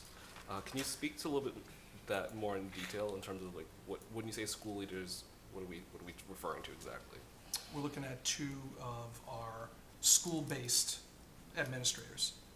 So we have a position that we have removed and cut that was not filled, and then we have another position where we've eliminated 2 administrator positions at the school level. We have been in conversations with how we'll shake that out now. The individuals are aware. We're not under the same timeline. Fiscal year ends with contracts. It's June 15th. If you're in a union contract, if you're not, you have until the end of the month. And we've been working through to try to prioritize. But we have named and identified and communicated, just like we have with all employees, around those cuts. What it will mean is it'll mean a shift and a redistribution of responsibilities among admin. So I'm sensitive to talk too publicly as we are still working out the details, and I don't want to sound cagey or guarded. 2 school-based administrative positions were reduced within our budget. Okay. No, and completely Okay. understand. I mean, it's definitely a sensitive situation. And how it will shake out is still being, we had a meeting today, we have another meeting scheduled for later in the week, and we'll communicate that out with the communities impacted, but ultimately, we're in the process of working through that. Gotcha. Okay. And then similar with the central office non-union personnel, I guess, how does that affect all of you and the plans that you had going forward? Like, It's a redistribution of responsibilities, so that's basically how it works. It's, once again, these are non-union personnel. We've had the conversations, we continue to, but ultimately we're going to be redistributing positions that will no longer exist within the Franklin Public Schools, and we'll reallocate the roles and responsibilities among our team. okay. And is it safe to say, I mean, there would be a reduction of efficiency given that folks are doing double duty? I mean, you are getting countless emails, if folks were doing other things, and folks, it's gonna be a ripple effect, and it's gonna impact response rates, it's gonna impact, just kind of Yep. interacting with others. There's a cascading effect, but I would apply that to the entire district. When you have higher class sizes, when you have less support, when you have to prioritize students if you're a counselor, when I think across the board, that's what I would, thank you for saying it. I planned, when I was driving into work this morning, I wanted to make this point, and I'm remembering. But the idea is we pride ourselves in trying to provide the best quality we can. We will continue to try to do that, but I just want to set expectations, for example, around if we're redistributing duties, whether you're an educational support personnel, a teacher in the classroom, a principal, an assistant principal, an educator, a specialist, now your duties, particularly in a bridge year, as we're getting ready to reorg, we can expect next year, I'm kind of filing it as like a bridge year as we look to reorganize. And I think we're going to find that we're distributing a lot of responsibility among the staff that we have. That's why it's really important, as we need time and bandwidth and to get the work done and report out our progress and make sure that we're being transparent with where we're at with any initiative that we have going on, whether it's scheduling or reorg or all those things. But we need the time to work, which means you need decisions made in order to take action. So it's a ripple effect and a cascading effect. So it wouldn't just apply to the business department or the the clerical staff or me or our leadership team, but across the board. And we thank you for mentioning it. Okay, cool. Yeah, and just to the public, just want to make sure folks realize this, and you should be giving anybody that you're interacting in the school department grace, given that they're not just focusing on your own child, they're focusing on anybody, any child, anybody that's under their purview. And I mean, I've seen emails where people are like, well, I expected this to happen in this time frame. I think we need to just understand that things will take a little bit longer sometimes, and it's not that folks are not being cared for to prioritize, but there's a lot of balls being juggled and not enough hands to catch it. So I'll hold for now. Yeah, we'll come back on. With him. That's a great point, because I know we just devastated an already under-resourced district. So please, the emails, just, you gotta give a minute to our admin team, what they're working with, just trying to, you mentioned 11 voluntary resignations that we weren't anticipating. This month. And I know you may not want to talk about every teacher that has left. Did we lose any real tenured teachers? We have. So that's the fallout. Because why not go to a district where you can not even necessarily make more money, but just be like supported. I do want to talk about the librarian accreditation. We got a comment, which on its surface, if we're at risk of losing accreditation as a high school, you know, what's the reality of that happening? I know it's kind of like the discussion around the hold harmless funds, like one day Sure. it would go away. Are we, like, because it's one of the positions we don't get to bring back unless we, you know, get some money from the town side. I can share some clarity on that because I know, and this is a good point too. There's a lot of misinformation, or we cannot keep up with social media. No. And we just can't, and we also can't work to live to respond to people's comments or clarification on what they read online. We try to post what is verifiable. It's just never gonna be in the same, it's just impossible to keep up with, and nor should that be an expectation. So I can't really speak to that. I don't have it, I don't engage, but whether it's positive or negative, it's just not useful. It's not a good use of my time to do what you guys expect me to do. NEASC accreditation, they have standards. 4.4 is the standard this comes from, and I just would say this out loud so people know. So 4.4, all students receive library/information services and support learning. That's one of the standards. If you've been on a NEASC visit, if you're an educator, you've been on the visiting team, you have to go through a whole series of standards and verify that they're occurring in the district.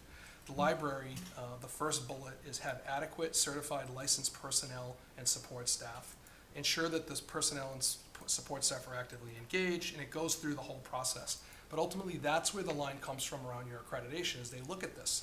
It's not a checklist, it's a standards reading. And then what happens is, if you don't, when you have your decennial visit, they do a 5-year check.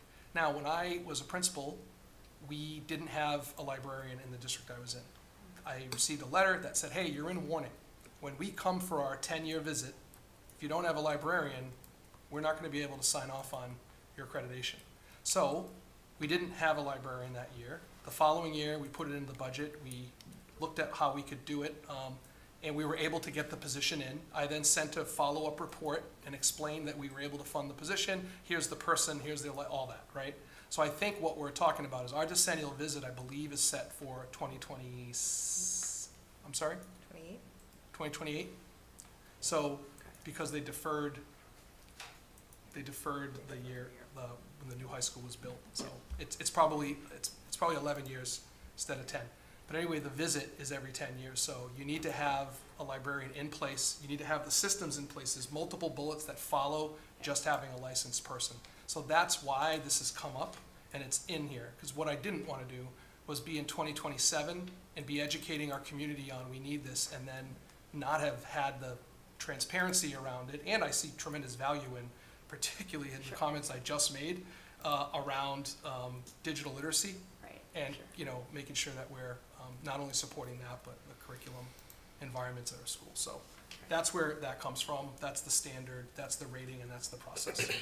We're not going to lose accreditation this year. It will if we're not having a librarian or have a strategy to fund a librarian, which is why we included it in the conversations this year when we were trying to look at how do we restore things. It made sense to logically restore that. Okay. So 2028 is the risk, and it sounds like maybe you'll get a letter of warning at least. We're going to verify We're headed that way. the date, we're going to verify, and we have a new Okay. principal coming on board July 1. We have to register that new principal in their database and scheduling a meeting with NEASC to just have a state of the union, kind of here we are, what's your expectation, and meet with them as well. The other question was, did you anticipate getting money from the town after this, if it No. were to be a failed override? No, Right. I did Okay. not. I just want to make that clear to the public. There was never a scenario where we were planning to make these reductions, thinking we were going to bring them back. So the thought that this is a conversation being had right now with the public is unanticipated. And to your point, it took 3 days to kind of put a list together of what would prioritize. So just two thoughts on that, Yeah. Ms. O'Sullivan. One is we didn't ask, but also my understanding is any type of additional funding, which we've already received, the most funding we've received and been appropriated in the school's history. I will say any additional funding is coming would be coming, I'm assuming, at the cut of another area. So I just want to be clear on that they're due to a reduction in a different area. So just to kind of clarify my understanding of that. And there was one other point, we didn't ask. I think this is out of an effort to try to support the I think the schools. community's asking. Right, I just think I think this is an effort from the town trying to support schools. One thing I did talk about in my narrative was around one-time funding versus funding in perpetuity, and the value in that, because we don't want to continue to fund positions in one-time revenue. That's not a way we want to operate, Right. and certainly it's not sustainable Right. and solvent. I appreciate you saying that, because I know that I am getting emails from people saying, to your point, how much do you need to bring the music back? From the town, the town council is wondering how much you guys need, and you're not letting them know, and they want to give you that, and it's just so, for me, it's so infuriating to hear those conversations, because the time to do that was when we were creating these budgets, and we were making these reductions and giving you the four, or you were giving us the four options. So it's just really disappointing, and I just want the town, the people who are upset, and the people who are emailing us, and they're lobbying for their kids' course, and I feel you. My daughter's in the 7th grade orchestra. She's devastated. She was there in the gym the day that the election lost, and she broke into tears, and I just had to send her home with my mother. So I feel your pain, and so to at the 11th hour be scrambling, for the town to be scrambling to try to make this right because they're feeling the heat from the parents, it's just disappointing. It's really not validating to our original recommendation.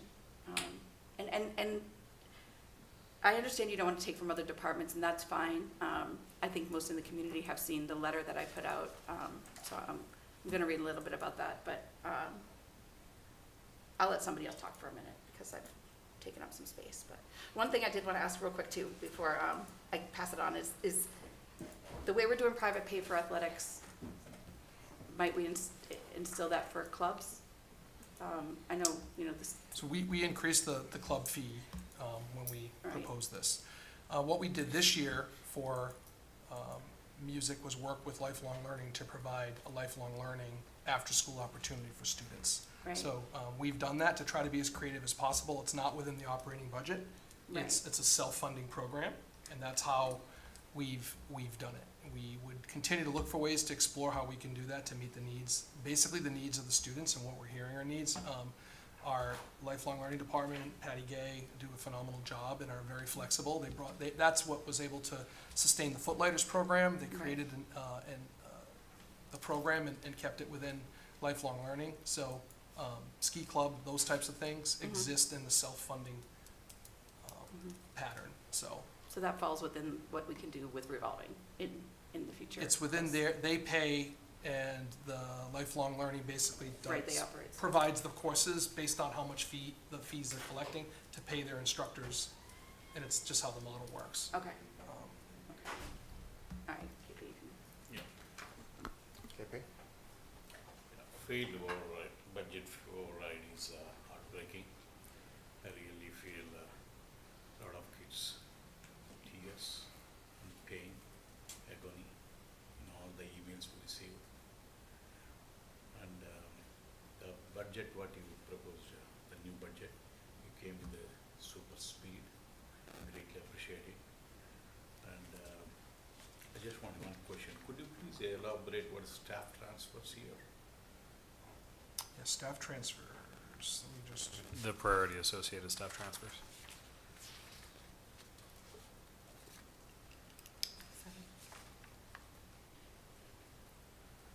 number 7 of what was lost.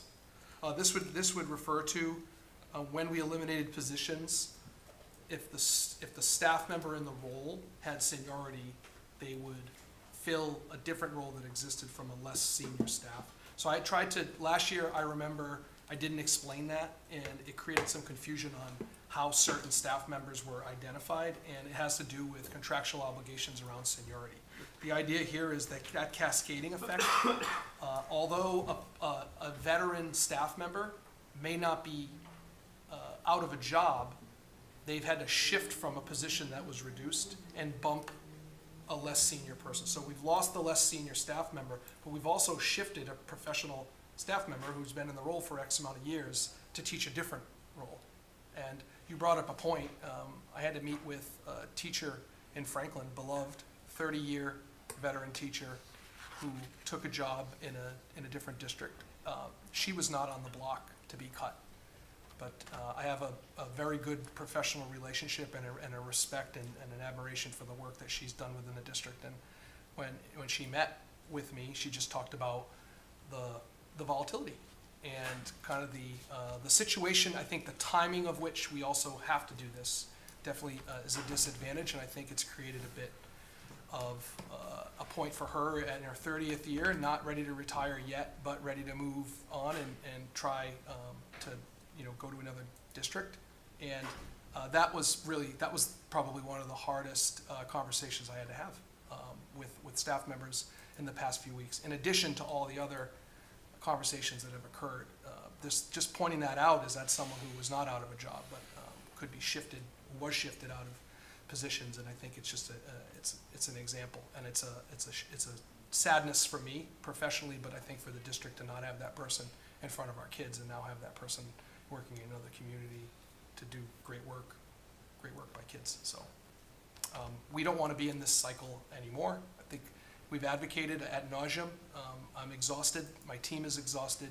The impacts of the cuts are a layer. I feel like we've run a marathon and now we're running an extra few miles, trying to get to the finish line, and also try to make sure that we deliver on the expectation of our community on schedules being built and the losses.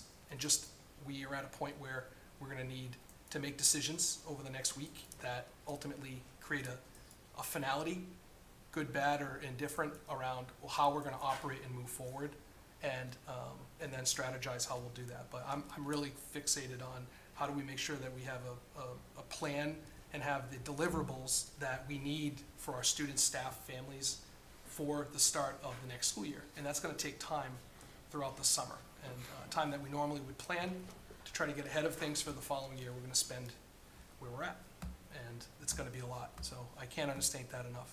And yeah. Thank you. Before we go back around, I'm going to ask a question as well. Well, first off, thank you for putting this together. I know it's been an incredible amount of work from the entire team these past few days, and certainly not an easy task. So thank you for just the diligence and attention you've been giving to this.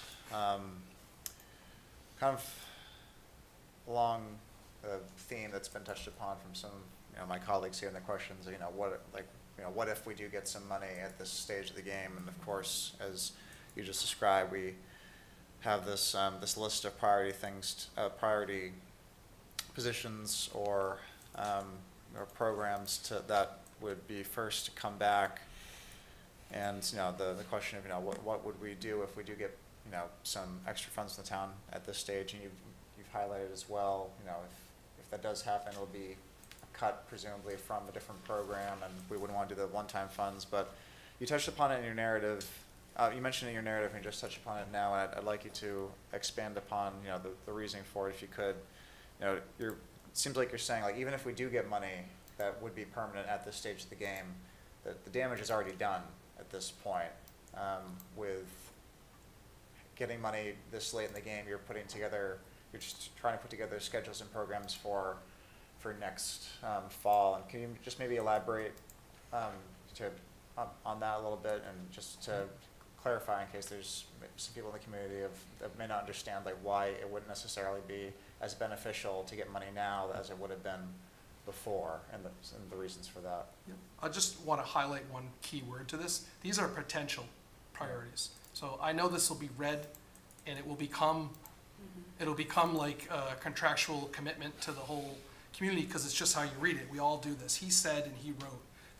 There's a keyword, potential, that all come down to a lot of variables. And I can think of 3 off the top of my head. Any type of amount would determine how deep and how much we're going to restore. Our ability to staff positions becomes uniquely challenging as you hit the summer. We just unfortunately had to, by June 15th, notify a whole host of staff that have been picked up by Natick, North Attleboro, Westford, I'm sorry? Wellesley, Newton, just a variety of areas. So we now, those folks are not coming back. So I just think, like, I want to put in people's head, if you had a connection to a staff member, we went through this last year, if you remember, with Chorus. Even if the position comes back, it doesn't mean the human being that we've had our kids and families develop connection with. At this stage of the game, it's just, I just want to just be crystal clear about that, about what that means. There's no guarantees. And that's why these are potential. We also have experience where we've had to try to hire late in the season. We had a physics issue a few years ago that I know many people became aware of through Facebook, and if you experienced it as a family, but we had real challenges trying to hire for some key positions and get people in the role that were of high quality. And that comes at a cost, and I think it's all a ripple effect. So I say that to just point out, these are potential and how we would look to try to bring back, and we did an analysis, and when we say 3 days, we spent a majority of the day trying to hammer out and look at the variables and who's impacted and how can you build a schedule. You can't add everything back if you don't have enough of a staff for all 3 middle schools. You can't bring back one thing at one of the 5 elementary schools. It's just not how programming works. So that's why these particular areas were identified in addition to compliance. Anything to add? Time it takes to hire. I think I don't know if someone wants to speak to hiring. Yeah, I think just the inordinate amount of time that it takes to hire high-quality people, when you think about from the inception of, okay, there's a position added back, so there has to be a posting that goes through Student Services or Office of Teaching and Learning to be approved, which gets to HR. They have to post that. We have contractual obligations of how long that has to be posted. During that time, you have your, building-based administrator, if it's a building-based position, trying to vet applicants, hopefully, who we would get. And once that time period, we get to that contractual time period, then they're trying to field so many of you have sat on committees. We try to put together a committee because many times these folks that you're trying to hire back interact with groups. And so it's kind of a collective group decision. So you're trying to pull people in over the summer to interview potential candidates. Then hopefully you find a highly qualified candidate, and then that administrator is now checking references. And then once all of those check out, which take days into weeks for every single position we hire. Then once that happens and that person has gone through the process and has the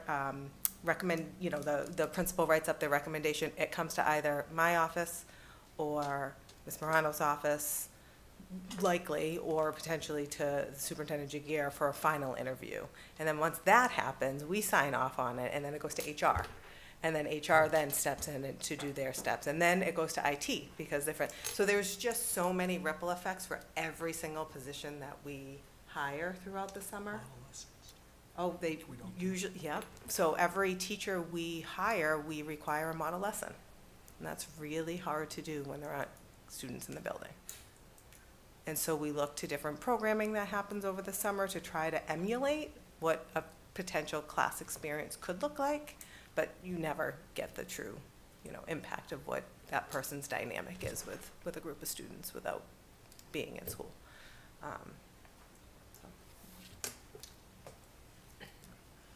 We're never gonna refuse money in perpetuity.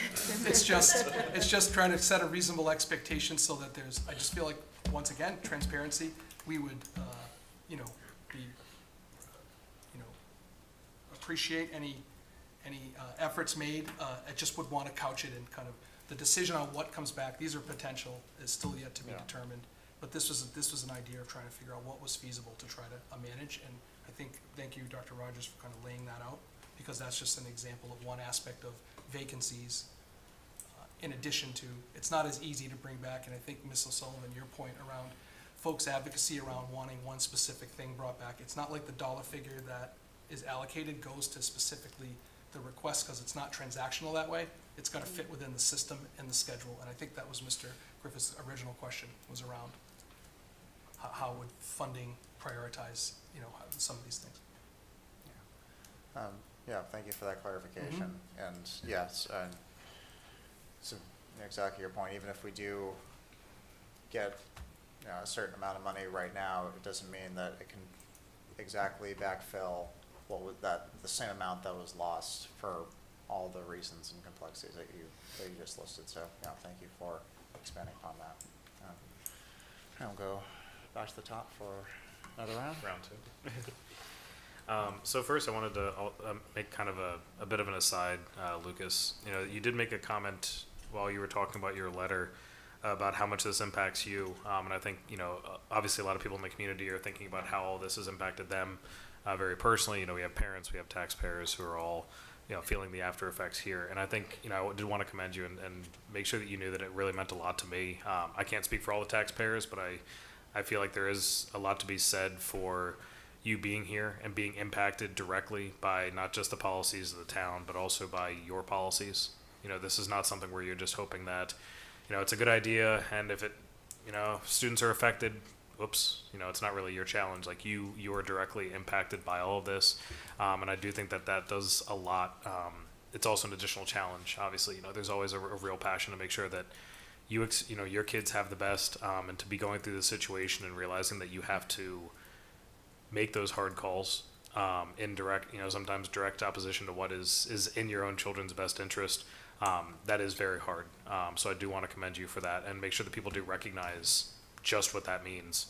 So actually, Ruth Ann and Dave brought up a couple of things that I kind of summed up where, I wonder if we could, explore, obviously, the timing of all this is always a big challenge. I understand that, and I'm not going to even propose that town council try to move this up by a couple of months. I think that's quite the ask at this point in time. But I do want to get, kind of the thought on, the concept that we had originally asked for substantially more in our proposal. And the response that came back to us was, essentially everybody gets 2.5 regardless of what is actually going on. And if that approach had not been taken, if the schools had been prioritized from the very beginning, and I'm not saying 6.3, but if there were an additional 2 million or additional 3 million allocated at that time, and then if we were to go forward to that idea of we need a bigger pie overall, and the impacts for every single one of these other departments being shared with us, that could have been something that would significantly alleviate our overall challenges now even. So even if the override failed, everyone would know what the impacts are. It wouldn't be a matter of trying to suggest that the schools are looking to take more from the overall pie now, when again, the pie is too small. But it would have also allowed us to plan a lot more efficiently at this point in time and be able to make I'm not going to say any cut doesn't hurt, but to be able to make more kind of targeted cuts in specific areas instead of having to go and now look for 37 plus 18 resignations all at once. So is that something that we could potentially look to, well, I know that we don't allocate the money, so this is entirely up to town council, but I guess kind of through you, that's the question to them, you know, in the future when we go and talk to them, is the potential for evaluating funding the schools in a reasonable setting from the start, instead of looking at us as kind of the last line item, and then they fund everything else first. I think it's a reasonable request. I think what created the greater challenge was the fact that we were looking for an override. If we were not looking for an override, it's possible, I can't speak for the town administrator, but it's not unreasonable for him to have identified $1 million, $2 million, whatever number he's going to identify next week. He could have identified that in March. He knew what his revenues were at that point. So absent an override, it's not an unreasonable request to let us know what the number is that he's able to allocate towards schools. And then we could work within that, try to work within that number and identify what our shortfalls would be and what else we would need to try and request. So essentially actually looking at the numbers instead of just saying it's 2.5, regardless of what the unfunded mandates or what the additional requirements are, basically kind of looking at it holistically. And I think you also make an interesting comment about the idea of, you know, we asked for an override. This is something that I've heard quite a bit. You know, the school committee asked for an override, the schools need an override. And that, you know, that was also kind of what was put before, you know, at least in the commentary with town council, that because we haven't asked in a long time, that's why the pie is so small. I was very interested in that, you know, the assumption and kind of the commentary that, you know, we needed to wait on the schools to ask for an override because the schools are the big cost. And then at the same time, you know, I saw just next door actually in Bellingham, I was really confused as to how the schools were associated with 6 paramedics and para-ambulances. And you realize that it was never just about us. The concept of we really should be we as an entire community, not we as the schools asking for a budget override. It should be the town, regardless of the political ramifications, regardless of the challenges associated with it, doing it together, saying the schools need money, town departments need money.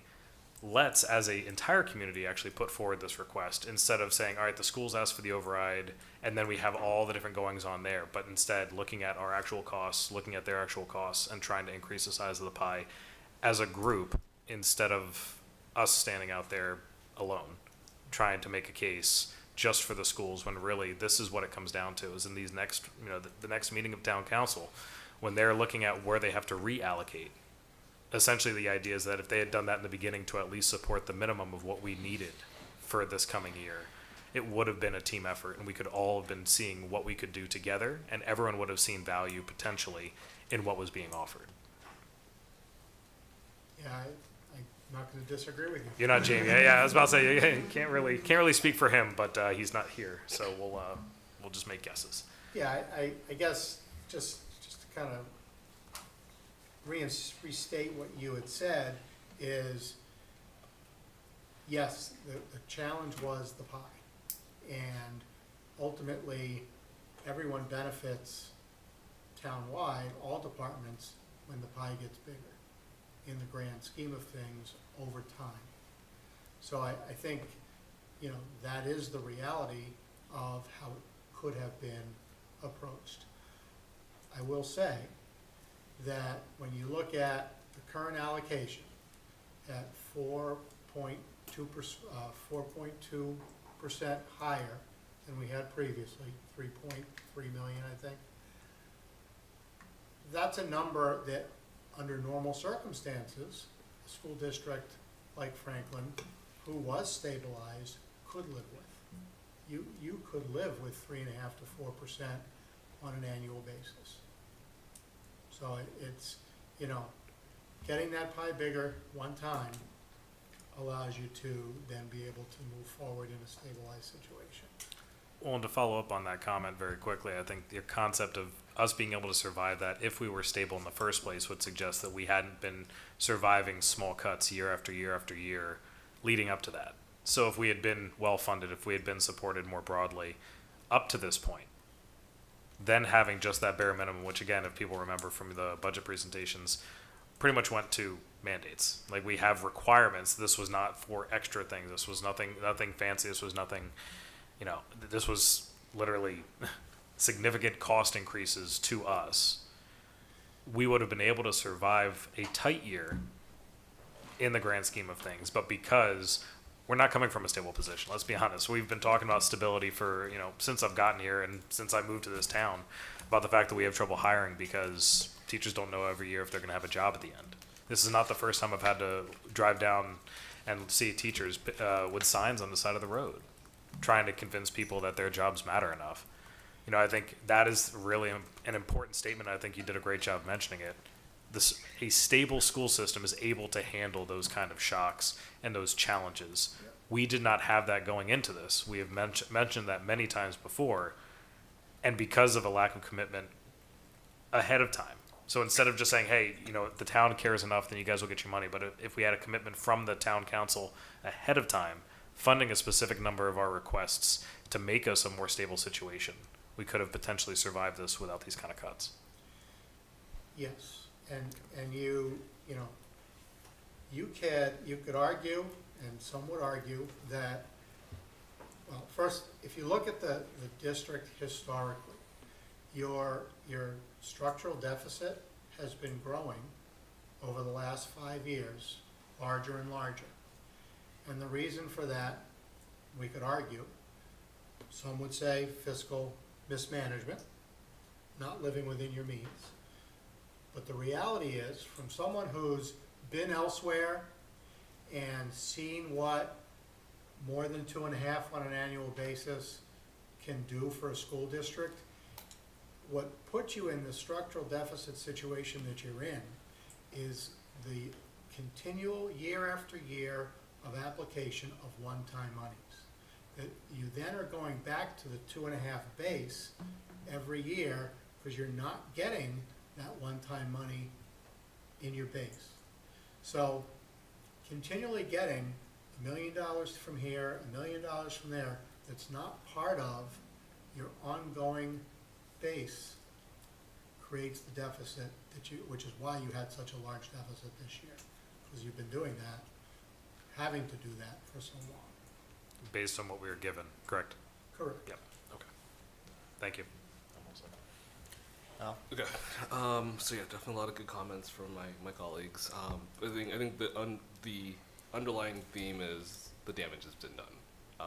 The community had the chance to approve this and avoid this, but we're now in a space where I take it as like a sitcom. The base broke, and now we're taping it up, and we're trying to put the pieces together, but it's not the same. And we're now going to have to kind of restart all over and build our foundation and work and get this working. So the community as a whole had a chance to avoid this.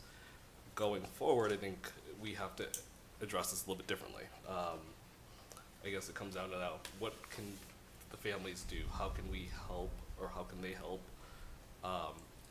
to cover gaps? I know you had mentioned like the activity monitors. Is that someplace the public can volunteer to help and cover gaps, and so that we're not spending money to cover that, and it's more volunteer basis and it's a community effort at that point? It's a very good question. I don't know the answer to if, I know that at elementary schools, folks volunteer at their children's school, but as part of a supervisory role for kids and accountability, I don't know that I'm coming off of thinking about 8th grade step-up ceremony and parents who volunteer. I don't expect them to be in the mix like suspending kids or, you know what I mean, that type of thing. So I just wonder about what we can reasonably expect. However, we will take that into consideration. I think there's going to be one of the focuses of our whole restructuring is to try to create opportunities to engage families in a variety of ways as we do that. So I don't know about, for example, monitoring and how that would look or how that could look, but certainly we can look. I think I would need to check in with our leadership team. What we proposed or what we put together in this exercise was trying to hit at each level and trying to distribute across all levels some representation of how we could. It's still an erosion, but I would just say we're also looking at next year as, I told you, a bridge year in the sense of as we're reorganizing and rebuilding, basically schools from the ground up, K through 8, we are gonna be putting a very close eye to how we're organized and how we're building up those particular schools. So I just think we're in this unique place where, is the damage done? Yes, we have people who have either left voluntarily or that we've told that we no longer can fund their position and they're gone. If we received additional funding that was in perpetuity, that could bring back people, we would make every effort to do so. We've outlined potential areas where we would look to start, but ultimately, we would look to do that, but we have to then get really moving on the schedule and how it's being built, including either with or without these. So there is damage that has been done, and I think my point around the timing is, I'm not interested in the blame game or pointing, I don't think it's good for our community. I think we have to figure out ways to get through this particular, it's a setback to me, I'm a pro-school person and how it's a setback, but I also think we have to look for ways to come together and try to heal. And I don't know what that solution looks like, but I do know our goal is to really focus on the deliverable. Like, I can't tell you how laser focused I am on trying to make sure we land and get, the biggest thing we can do for our community is make decisions, win or loss, or less services or not, at least deliver a clear, cogent understanding of what school will look like for your kid when you walk through the doors in September. And that's gonna take time through July for us to do that. The high school just put out an email update to families around AP courses, and those students haven't heard yet because we don't know which particular students will be in the AP. So the summer work or the reads have to be delayed. We don't have the parking piece down, right? Because we have to make sure that we have the lottery system for juniors. There's transportation, we did put that out. So there's a few areas that they hit and communicated with high school folks. But yeah, we have work and we are anxious to get to it. And I think the clarity we need is just really to determine if any other positions can be prioritized. We wanted to put this out for you and for the community to be as transparent as possible in areas where we see are feasible for us to go through the hiring process Dr. Rogers mentioned, vet and put together a team. And if not, we would stick to what we previously communicated prior to the override. I think the community did speak, the majority, even though those are always tight and close. Ultimately, we were prepared to live with the decisions and move forward and figure out what's our next step and where do we go from here. Okay, great, thank you. And then I know in a previous meeting we talked about the cost of the override failing, and not just the cuts and whatnot, but more so from an unemployment perspective. When will we start paying out unemployment? Like, I guess how does that? July 1st. Folks will be able to apply for unemployment on July 1st. And we'll start to see bills for that probably towards the 3rd or 4th week of July. Okay. And can we, going forward, maybe have readouts of how much we're paying in unemployment as a result of this and these cuts, and really how it's eating away our budget to support people that are not in our system anymore? Because I think that takes away from us to be able to pay for somebody that is here.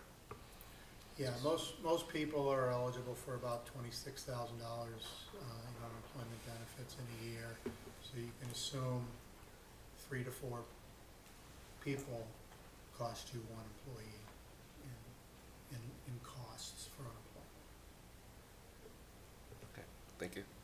And then I have another one. One thing I know we talk about, like, what's being reduced, what's being cut. What I would love to see is like what's left, and maybe it's just a holistic breakout of all the things that we had with, okay, these are the things that are cut.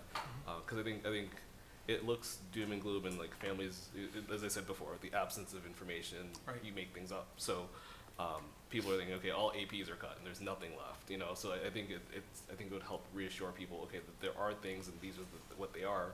However, it's not the way it was the year prior. So that's definitely something we would like to do, but what we need to do is build schedules to be able to have that level of detail that really illustrate kind of what this looks like. And I think that's probably at the core of this message is the urgency I have around us being able to continue to move forward at this stage of the game when, you know, my colleagues in other districts have settled budgets, hired, fielded teams, and now are planning. We're still in that phase, so I say that, I've said it a few times tonight ad nauseum. I'm not alone. I think many my colleagues are feeling that in the district, and I know within the town as well, we're trying to do this, but ultimately, we can provide that a level of detail around kind of where we are and what the model and what the programming looks like. And we are not looking to create fear or doom and gloom. We just provided some transparency on what we know based on the reductions for courses. As we build schedules and we look at coursework and selections and any other variable that maybe we may know by the end of June, we'll incorporate that in and talk through what we're able to do. But we need time to do it, and I think there is a point where, you know, I can appreciate the support. Now, I have an athlete and I have a musician, right? And I think I appreciate the support and advocacy and don't disagree. And I have to make decisions that ultimately are in the best interest of the district or impact the most students or whatever criteria or value we're basing some decision on. But ultimately, we've taken the information, the ideas, the suggestions, the considerations that people have into consideration as we continue to plan. We'll continue to do so, but I just ask that the public know that we are trying the best we can with the resources we have to put forth a model. We're not only parents of students, we're also educators who've been in leadership for over 2 decades, many of us, and we're trying to lead and partner with our unions and partner with FEA, partner with our school leadership teams, and try to come up with what we feel are the best solutions. And I worry about our district and the climate and culture within schools because of the cuts and the impacts and the ripple effect. And we're trying to retain as many people as possible. And I think if I can give some certainty on where people are landing and what they're teaching and what they're doing, I think that only benefits us to keep people. The longer we wait without having clarity, so we need time to just dig in and do the work. And I know there's a lot of questions out there that people have, and I hope that through it, we're able to answer those. It's just not going to be in a direct one-on-one on June 20th. It may be a result of July 15th when we actually have a model that's presented based on what we know. Does that make sense? Yep, it does. Okay. Thank you. Thank you all. Roseanne? I've heard a couple times, just with regard to this failed override, you know, you gotta, you know, accept and respect that the people have spoken. In fact, you just said it, and rightfully so. You are our superintendent. For those who might be watching, I just want to make sure that people know that our budget essentially, really, we were asking for the budget to be funded. We don't have the authority to ask for an override because we don't have that purview of reaching out to the community to ask to raise taxes. The best we can do is plead with the town council to fund the recommended budget, which I can remember as far back as 2020 during COVID when Dr. Bergen was the chair of the school committee. She was on the field pleading for the town to fund the recommended budget. So I've written an open letter to the town council so that it just kind of gives people who, you know, just through the emails, through the personal text messages, through the calls, through just seeing parents on the sports field and, you know, engaging with the community. I know that people want to know what to do. I know they're planning a sit-in on Thursday. They're planning to do all these things to kind of, you know, re-engage the town in this way. So I don't want to read this entire letter. I have posted it to Facebook. I'm happy if anybody emails me, I'm happy to forward it over. Franklin Matters posted it for people to read. But I do just kind of want to go over what I've asked town leadership to do at this point. From my purview as a school committee member, what I believe that our town needs in order to adequately fund our schools, because I think you'd agree our school is not adequately funded. I don't think anybody would disagree with that. So I requested that our town administrator, Jamie Helen, present 4 options to reduce the municipal side of the town budget. Now, this is coming from me and the constituents that I speak to, and not our superintendent. I want to be super clear on that. He's not interested in departments going up against each other. The time to do that sort of discussion was March, April. However, if we are to try to go down this path again, which is something I'm requesting the town council do, I think that it's inevitable. I'm pretty crystal clear on this, that this pot isn't big enough. The town council says it over and over and over. So I believe that the only way to solve this going forward is to put another override on the ballot. Hopefully they can do it quickly for the November presidential election. It will give us more time to educate the community as to why we should be supporting this recommended budget. So therefore, I've requested that our town administrator present 4 different options to reduce the municipal budget in order to sort of reallocate that to our operating budget in perpetuity, sustainable. I don't want one-time funds. I know that's how we got into this position. And whether or not they do approve something like that, 1 million, 2 million, 3 million, 4 million is what I've requested. I understand, the chances of them cutting 4 million in services is unlikely to happen. I don't know that they're willing to do anything at this point, but I think that it's important for the residents of the community to see what might be at stake, because the schools cannot continue to endure these kind of cuts year after year. It's eroding our system. To have to go out and talk to educators from other towns and say, we don't sponsor sports in Franklin anymore. Franklin sports, we don't have any middle school music anymore, or things like that. It's like, what is going on in Franklin? So I've asked for those to be presented so that the larger community that may not have children in the school and may not have a personal stake in the game, aside from property values, we'll all agree on that. Maybe we're only 2 million away from the senior center closing its doors because we cannot cut English. Or maybe we are not going to get to fully fund that 3rd ambulance right now because it's like we are mandated to provide certain mental health supports for kids. So it's not that I think that we need to, I was the chair of One Franklin. I believe so much that we need to come together as a community. So I'm not advocating to cut other departments. I know these other departments are stressed. I've heard it. I've probably not missed a town council meeting in 3 years. I've been to them all. I watch FinCom. I watch it all. So I'd like those four options presented so that the community can look and see what are we prioritizing as a town. Whether or not they vote to do it, I think that our superintendent has done that. He's brought 4 budgets to us. The work was tremendous. I think that that's the least that the municipal side can do is just show, if we can't get behind the schools, this is what's at stake. I also would like to request that the town council, and I would love the constituents of Franklin to be asking them to put it back on, because this thing lost by 220 votes. And I believe there was quite a bit of misinformation out in the public, and we had a very short run-up. I've addressed that misinformation in these letters. And then I also would like to request that the town council look into an objective allocation going forward so that the infighting does not occur and departments aren't pinned up against each other. And it creates this sort of awkward separation of our town and makes things political. And this is local government. This stuff is people know TJ Lynch, they know Jim McLaughlin, they know Lucas Jagir, they trust these guys, they want to give them what they need, I believe. So I think that those are my 3 asks. I'd like to see some options on the municipal side of what that would look like if we begin to adequately fund the school district. I'd like them to put it back on for November and do a better job educating the community on accurate information around why this ask is coming forward.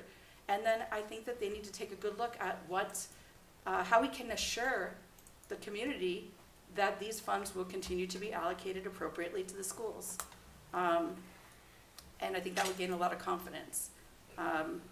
So I don't want to get into the blame game at all.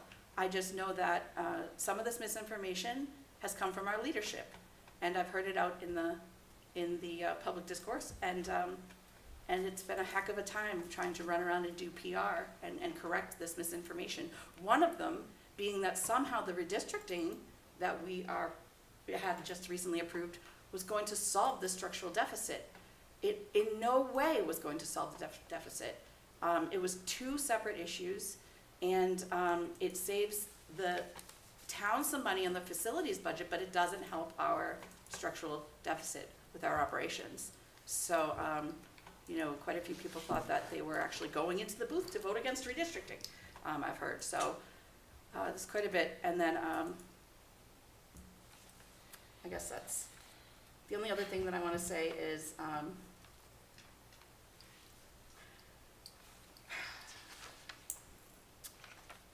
Franklin continues to, if you want to sum it up to your neighbor who doesn't want to hear all the details of how we got into this position, the fundamental problem also in Franklin is that we sit in the top 20% minimally, probably 15% if you look at our land value and our wealth. Land value and wealth is how the state determines our funding. So when Milford gets state funding, Chapter 70 is what we call it, they get $45 million. When Franklin gets it, we get like 30 million. That is because our home values and our median income are higher. By the way, Milford hasn't laid a teacher off since 1982. So costing us money in this unemployment is a problem that exacerbates the budget. But the state's not coming to save us. Would we love for them to sort of figure out those Chapter 70 flaws or whatnot? We'd love that. But as it stands, we sit in the top 15% of wealthiest towns in Massachusetts, and we are now in the bottom 15% of how we fund our schools. What we contribute on a local level to get our school spending above what is required by the state is in the bottom 15% of all districts. So there's such a disconnect there. And I think that in itself sometimes just gets people to say, can you please give the schools what they need? So I'll get off my soapbox now. If anybody wants to see this letter, I'll send it to them, but I think it's gotten pretty good traction. And the more we engage our town leadership to respect the recommended budget coming from our superintendents year after year and the governing body, which we are, then the better it will be. So, thank you. That's all I have. Okay, do you have anything else? Thank you. Just one more question from me. So you mentioned the 37 teachers that are being let go because of the budget cuts, and then 18 teachers that have resigned as well. So it's 55 teachers, and I just did the quick calculation. 37 positions. 37, and Some might have been unfilled but not continued, so Okay. just for accuracy. so 37 and 18, so a total of 55 positions. Retirements. Between retirements, cuts, unfilled positions, and resignations. That's 7.7%. I did the quick calculation there of our FTEs there. And just for a little context, I'm taking a look. ECDC has 42.6 FTE. Kennedy has 49.6. Oak Street has 53.2. Parmenter has 49 FTE. Sullivan has 53. Remington has 55. So we're losing a school's worth of positions next year from between all these factors that won't be returning. And just kind of seeing that light is pretty incredible, like that loss of continuity. And with that, so with those 18 retirements, I know you detailed a lot about making, like, we're in the process of creating the courses and doing the schedules for next year. Do you anticipate that because of those retirements and some of which Resignations. Resignations. My apologies. Okay. Because some of those resignations, that when figuring out the courses, and you touched a lot upon this culture of volatility, and this kind of been a theme of these past few months, that we're not going to be able to fill some courses that we that we were originally going to because of the resignations themselves, not even just because of the cuts. Those resignations were included in our funding for next year, right? Okay.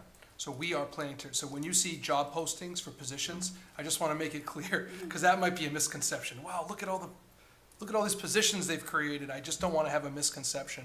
We have positions where if people leave, they were not reductions we made. So Yeah. we need to fill them, right? They might be the English teacher at the high school. They might be the second grade teacher at an elementary school where they've left, so we now need to replace them because they were not part of a reduction. So you'll see those positions. My point earlier was, if we, even if we were to, and Ms. Ruth Ann's point around requesting a large tier of cut, even with funding coming in on June 27th or 8th, that we are going to have our hands full filling positions that we budgeted in addition to any other prioritized areas. So we tried to look at this from a feasibility standpoint as well and try to be as clear as possible on what we commit to in order to do this. So that's where we came from. You know how I feel philosophically. I know we disagree on the level of cuts or like looking at other departments. I was in the department head meeting last week and I looked at everyone in the room and said it's never, from the beginning, and I maintain, I have not felt like that was where we need to go, and I don't believe in destabilizing every other department in that way. We know that that's how I feel. I'm being honest with the community and everyone here, and I don't want to be disingenuous to what I would say to my colleagues that you referenced Yeah. that I work with around this. I also live here, and I think the solution is the bigger pie, and I don't want to lose sight of that as we move forward, however that looks. Your point around the 37 and then any resignation we have to fill. We have to go through that process Dr. Rogers laid out just for resignations, never mind anything else that we add. And I'm cognizant of the commitment and not wanting to have vacancies where we're heading into, because I'll be the one that has to answer to that in the fall, right? When we don't deliver, and I want to make sure that we're being responsible. And I think Patton said at one point, it's better to have a good plan executed ferociously today than to have a perfect plan tomorrow. And I believe we need to look at where we're at. It's not a sense of not wanting to advocate for kids in schools, but I also feel like stability has many definitions. And stability means looking at the resources we have and how do we use those to, so it doesn't mean we don't stop advocating and fighting and trying to do the work. I'm just cognizant of the operational side of the reality of what we have to do. And there's a balance to that. Yeah. So that's what I would say. Thank you. May I, through the chair, or through the vice chair? Sure. I just want to say, just to clarify, I don't even necessarily disagree that, I just want to see it presented because I have to look at unlike you being an employee, I'm an advocate. So to me, I want the schools funded properly. Maybe So disagree's the yeah, wrong word. that's the thing. I want the larger community, the people, because we've done a little bit of the research and the line was pretty much, people that don't have children voted no, people who do voted yes. That's kind of how the data's playing out. So I feel like because the rest of the community didn't have a stake in the game, they let the schools get like this. And also the misinformation out there about budgeting mismanagement, which is completely inaccurate, that I'd like to share. But I think that the larger community needs to see, hey, we're only 2 million away from these problems happening to me as somebody who doesn't have kids in the district. And if we don't at least show that we're getting closer to that, because at some point, we will be mandated by the state to give an allocation to the schools that's appropriate. We're getting very, very close to the line of just the state coming in and going, what are you doing, Franklin? Like, we're only 15% above where we need to be. So I want it hypothetically discussed because I think the larger community needs to see that it's not funding the schools is going to harm the larger community, the town. Other departments are going to suffer. And I went and I met with police, I met with fire, I met with DPW, they had no surplus, the roads have been downgraded. Police are relying on capital money for their essential safety equipment. We had a third ambulance that wasn't wasn't properly staffed, and that compromised the tower truck.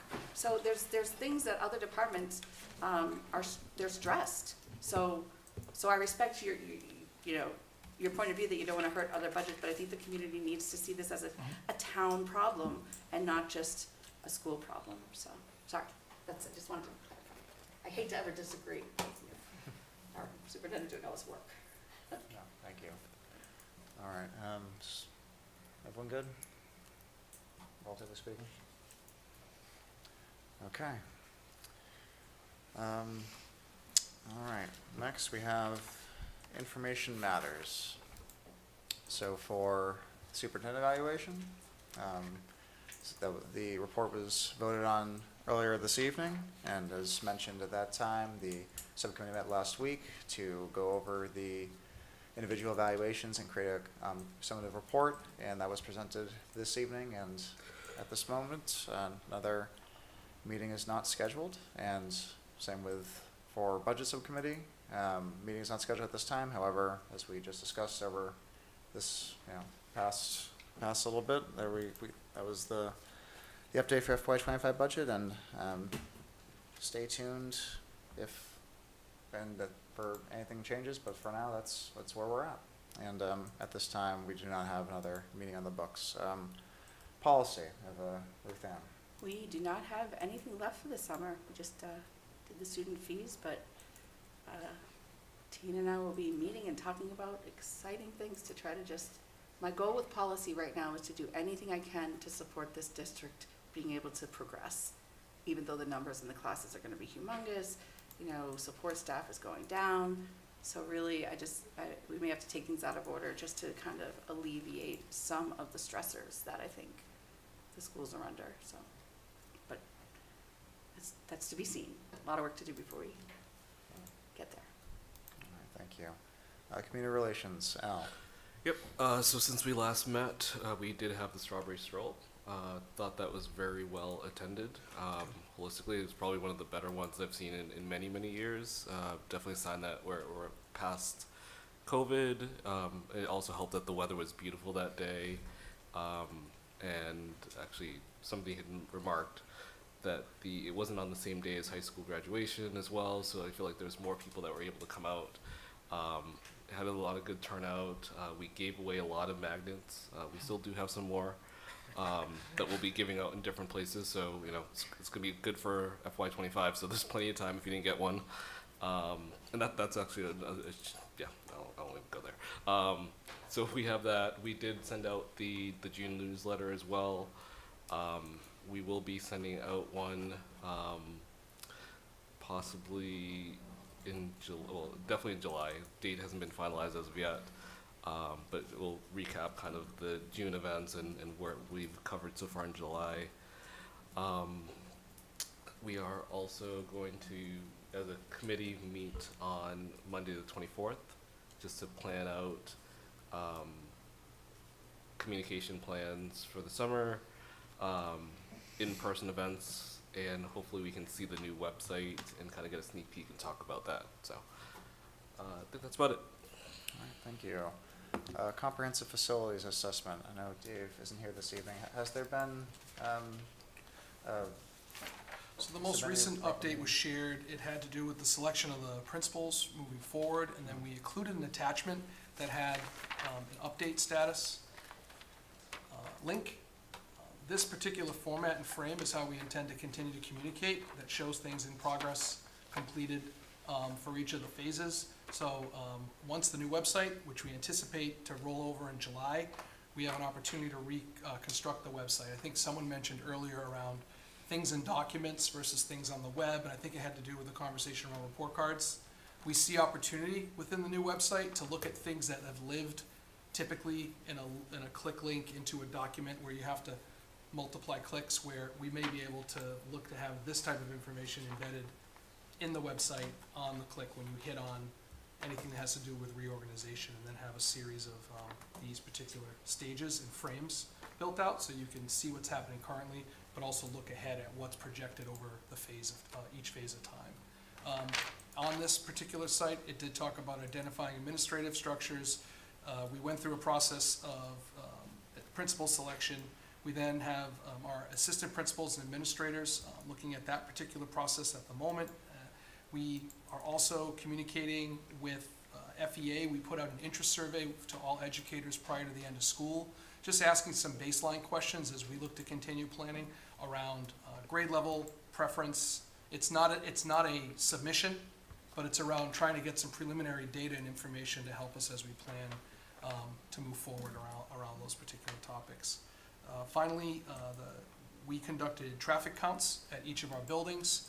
In addition, we had a landscape architect, a traffic study analyst do some work and visit some of our sites while school was still in session this spring. That was about a week ago. So they are already taking the traffic counts that we did as a district at each school, looking at the number of drop-offs, cars parked in the lot for employees, buses, vans, and a count and a series across 5 school days. They also went on site and did their own analysis, so we're looking to get some more information as we continue to build out our processes. So more to come on each of those steps, but wanted to just give you an update on some of that work. We're also looking at the boundary lines.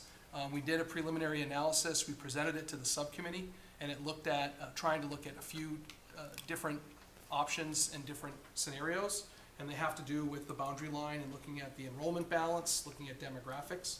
As you know, if you look at any community, there's no way to hit a sweet spot that cuts right across town that has everything perfect, but certainly it takes into consideration those types of demographic information in an effort to try to balance our district to the best of our ability. So we continue that work. Colin Boisvert has joined us in a leadership capacity to help us with some of that work as he pursues he's looking to get some professional licensure hours as he looks to pursue his career. He's reached out. He's recently the food service director of the year, but he's looking for other opportunities to be a part of the leadership team. So we've welcomed him aboard on some of these projects to help us also conduct and facilitate some of the work as we try to distribute kind of work among our team. And I think that's everything. We also sent out a message to the community around the idea of volunteering to the community. We had folks who wrote what their interests may be, and as we continue. So now that we're starting to build out the team, once we know where kids will go, I think it's going to create the communities, and that's how we'll leverage communication moving forward. So everything's moving as we said it would, but certainly, obviously, there's been a lot of work this spring in a lot of different areas, so we're trying to keep balance. I think that harkens back to my point around balancing our priorities and wanting to make sure that we continue to meet the deliverables and expectations of the community with the resources and the bandwidth we have. Well, thank you very much, and thank you for the continued communication with the community in terms of the progress. We appreciate that. Next, we have joint PCC. Al. Yep, so our next meeting is on Monday the 24th. All right. School Wellness Advisory Council, KP. Yeah, we're going to have a farmers market in the month of August instead of last month, so we postpone it to August. All right, thank you. No update after that. Excellent, thank you. Mental Health and Wellbeing Task Force, Ruth Ann. I know we were at the Strawberry Stroll, but I was with school committee most of the time, but I'm sure you guys look like you had a fun table over there. We did. We had a fun table. We had some fun games and gave out lots of stickers and sensory tools and fidgets, and so it was great. Very well attended. And that was the last meeting recently, so paused for now. All right, sounds good. Well, we love fun things and fidgets, so. That's right. Sounds good. Sounds like it was a fun time. DEI Committee, Paula. No updates. All right. Next, the consent agenda. I recommend approval of the minutes from your May 28th, 2024 school committee meeting as detailed. I recommend approval of the executive session minutes from your May 28th, 2024 school committee meeting to be released as detailed. I recommend acceptance of a check for $15.86 from Ohio Pile for supplemental supplies at FHS as detailed. I recommend acceptance of a check for $1,000 for the Carol Marr Scholarship as detailed. Is there a motion to approve the consent agenda as detailed? So moved. Is there a second? I second it. Any discussion, questions? Seeing none. All those in favor signify by saying aye. Aye. Opposed? Nay. Motion carries. All right. Good of the order. This is where we once a month, give opportunity to school committee members to mention anything that they believe would be beneficial for the functioning of the school committee. Do we have anything anyone would like to say? Sure, I got something. So I know we talked about the speed of social media and how that is not something that the superintendent can keep track of. It's not really where they reside. I think this is more of an ask to the community. Really, you should all be directing folks here. This is the avenue to get the most up-to-date, accurate, relevant information. I see a lot of stuff online. I mean, I'm there. I try not to respond, but given the circumstances, I'm a lot more vocal in these past few days. But I think at the end of the day, the question shouldn't be to the general audience. If it is, it should be, okay, where's the resource on the school website? Or how do I get in contact with the right people so that we can get those questions from you and answer them here in this forum? This is where folks should come in, either watch it on TV, on Zoom, on YouTube, watch the recap. This should be kind of the source of truth. If there's any questions, come to the sources, and then we can speak to the masses through this medium. So that's the first thing. The second thing is, as I kind of alluded before, what can the community do at this point? And really what you can do is volunteer, give up your time, support the schools, engage in a way that it's not necessarily just to see your child at school, but just to cover the needs, be a body to help. I'm going to speak primarily for the elementary because that's where there's probably the most opportunity. But, you know, volunteer to monitor lunch. Your kid's in 3rd grade, cover kindergarten, you know, be a body there just to be the help. Join the PCCs, be actively engaged. Run a subcommittee of the PCC. You don't have to be a chair and lead the PCC itself, but take a little project, you know. They have dining out committees. They have folks that help with field trips. Take a little component, give up some of your time, so that all this work that maybe today 6 people do, take some off their plate and spread things out, get more involved. I think that's how we can help. The time to get money for the schools is over for right now until the next opportunity to vote yes for an override. Do the little things that don't cost money. It's just your time, you know. If you have to take vacation days to come in and clean up, and when you do volunteer, don't just sit there and talk to your friends. Really put your time and focus on the students and the activity that you're there to do. Because that's where we're going to get the bang for our buck, and that's where the community can help and improve and grow, and those are where the needs are going to be. So that's it. Thank you, Al. Anything else? I would like to ask everybody to, I don't know if you could send the emails to the school committee, give us a chance to respond. We can try to get the answer from our administration, our superintendent.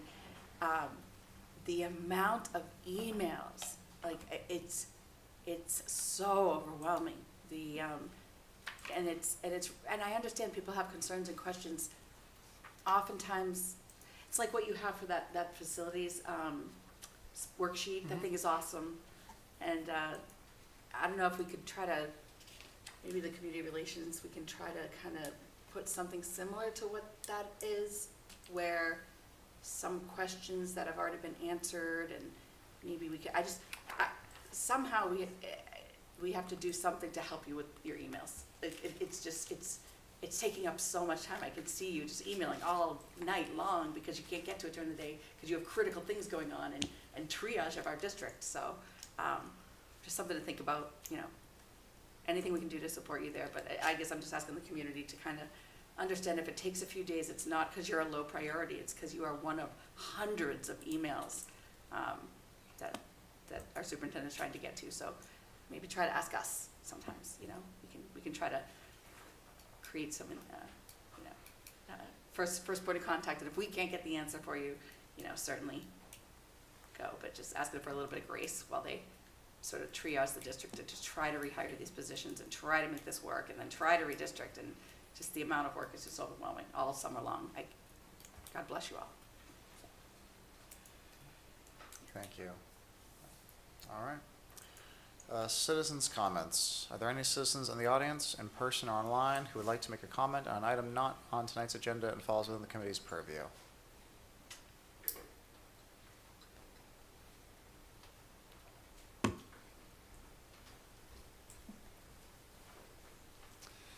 Hello there. All right. Before you begin, please name and address and stick within 3 minutes. Hello, my name is Virginia Bernstein, and I live at 366 Lincoln Street, and I am a rising junior at FHS, where I'm the vice president of the theater company.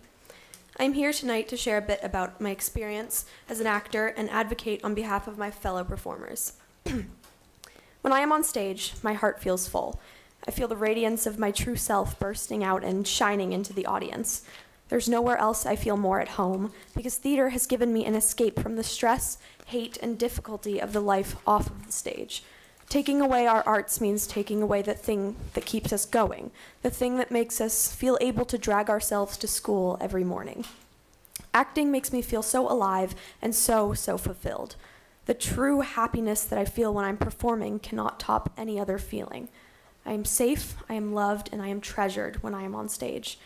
But now, this love, this passion of mine has been ripped right out from under my feet, and there is nothing that I could have done to stop it. I stood out multiple times a week holding signs with a yes on them, and I informed the town citizens about the issue of the override. I did my best to keep theater in this town, but my efforts failed.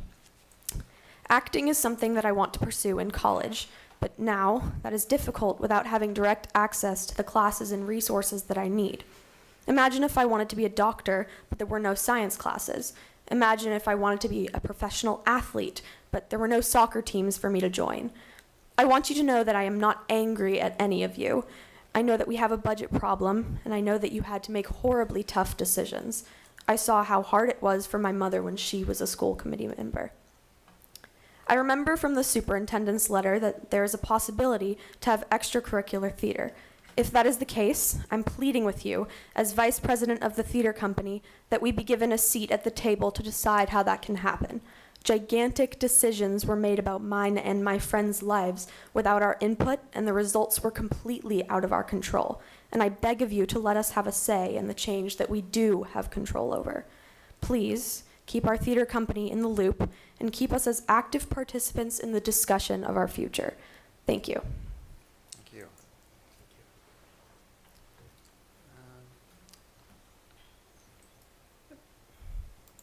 Hi, I'm Camille Napier-Bernstein, and I also live at 366 Lincoln Street. I'm lucky enough to call that marvelous creature my daughter. She had her first lead role a couple weeks ago, and I fear it was her last. I saw the Pixies the other night, and I kept thinking, I wonder what kind of music programs they had. I've seen them in concert for the last 35 years. And just this afternoon, I saw the Gatsby at the ART, and it was transcendent. And I thought, I wonder what kind of theater programs really helped boost these kids. As a parent, I can't help feeling I've failed her and not being able to successfully pass this override. But she knows we tried. Having served just one term as a school committee member, I know the efforts that you make behind the scenes, and I know the pain of making cuts to our programs and the vile nausea you feel in signing off on pink slips for our educators. To be frank, I didn't run again because it was too painful to hear in a position like yours and feel I had even less power than I do as a classroom teacher to make change. And I knew it's because of money. So I thought I could do more good by working for my community on the override. In the week since the failure, I've reflected a bit, feeling disappointed in the 53% of voters who stayed home, feeling frustrated at the people who voted no. I've heard a number of reasons why, and I'm sad that some people chose to let our kids and teachers suffer the consequences so that they could send a message to the town council and the town administrator. I would have preferred that they support our already struggling schools and work hard to keep the TA and the TC accountable. However, I've actually come to accept that their no votes were perhaps the way that they could feel more agency and work in their community to make it right. Like the no voters, I'm angry. I'm angry that the town administrator listened to department heads during this budget season say, we don't need an override, our budgets, we can survive, leaving the schools alone to bear the brunt of the difficult campaign to get the override passed. Yet once it was on the ballot, the town administrator brought out an MOU and took 40% of the monies after year one. That move was perceived as a bait and switch to many people in this town. And I'm angry that the TA repeatedly said he was unable to speak for or against the override while repeatedly blaming the schools for our budget woes. In public and in private meetings, in letters to citizens that were shared widely, how could such comments be seen any other way than speaking out against the override?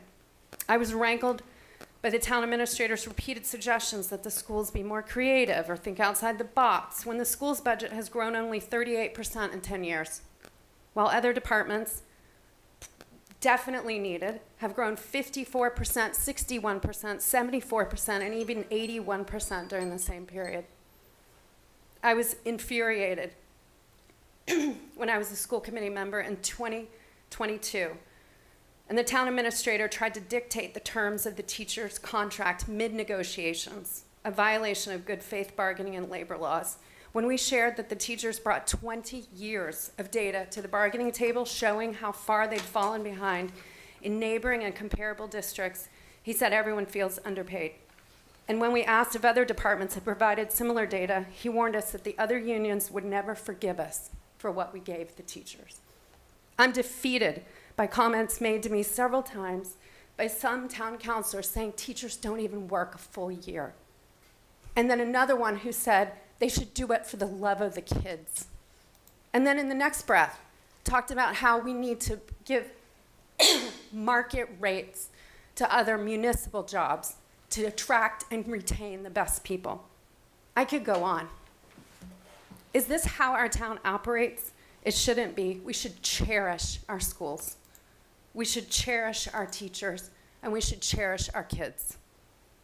And I know that's not how you all have acted. You've acted with the utmost integrity and nobility.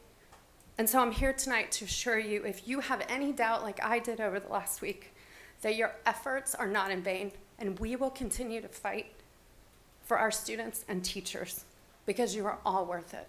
Thank you. Thank you. Is there anyone else in chambers, or please name and address? There, you look familiar. Steve Sherlock, 13 Magnolia Drive, Franklin Matters reporter, WFPR FM as well. 3 quick things, being mindful of the time, and I won't be as passionate as the others. I couldn't compete. First, thank you all for what you've done and continue to do. Secondly, on a policy matter, I know you don't have anything on policy hot right away, but to the extent that you've kind of violated your policy on keeping a certain amount within the revolving funds, maybe that should be a consideration to review so you don't violate your own policy going forward. Consideration, totally yours. Thirdly, and finally, it was hard enough for you to come up with, and I applaud your efforts to paint the portrait of a graduate in terms of the financial details. And I think you came close this year, and people still didn't fully appreciate it because the vote was no, for a whole variety of reasons. But we need to go forward. One of the other things I think we need to do, other than completing the portrait of the graduate financially, what does it really take, is also to say, over, call it 10 years, how are we going to get to a point where I think it's the 82% of Chapter 70, at which point then, and only then, will the state consider giving us more than the 30 per student or whatever it is that they determine each year? Let's lay out how much that will cost us and work with the town to figure out how we're going to do that. That might be a number really worth looking at. Thank you. Thank you. Anyone else in council chambers?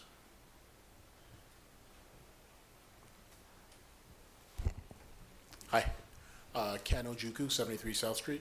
Just one question through the chair, just a point of clarification just for the audience. Mr. Dutch, you talked about $4.5 million being kind of what we needed to get to level funding. It wasn't clear whether that was with the sport, bus, and activity fees, or was that separate? That's with those fees. That's with- Do some quick math here for you.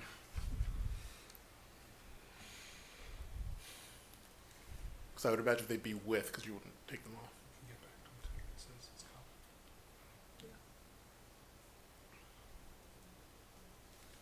coming. That's with. Yeah, that's what I thought. Thank you.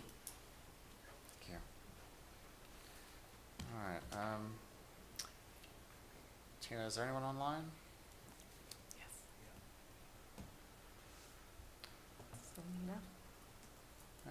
Please state your name and address and stay within very Hi. minutes. Oh, can you hear me? Yes, we can. Thank you. Go ahead. Super. Hi, this is Selena Cousin, 114 Beach Street. Whew, it's really hard to follow the speakers that just spoke. Wow. I'll try. I just wanted to say, you know, as devastated as we all are, that I am so appreciative and so thankful that we have such a fantastic school committee and superintendent in charge of leading us at this time. You know, one of my favorite quotes by Martin Luther King is that the ultimate measure of a man or person is not where they stand in moments of comfort and convenience, but where they stand at times of challenge and controversy. And we can certainly agree that this is a time of challenge and controversy for our town and for our schools. And Lucas and the rest of the team and our school committee has led with integrity and compassion and intelligence and transparency. And for that, we are so appreciative. I can only hope that the town administrator and town council follow along in a similar way. We talk a lot about the portrait of a graduate.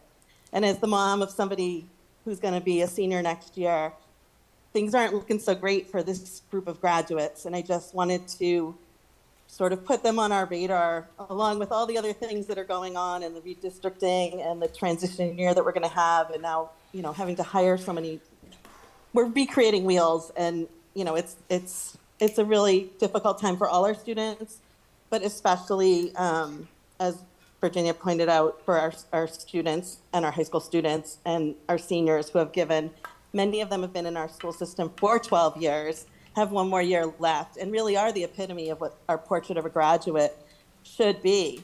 And yet they are entering their senior year right now. I can speak only for my graduate, without their Franklin Arts Academy, which they've been deeply involved with for 3 years, taking 3 classes academically each year, with a small cohort of kids who also share a love for the arts.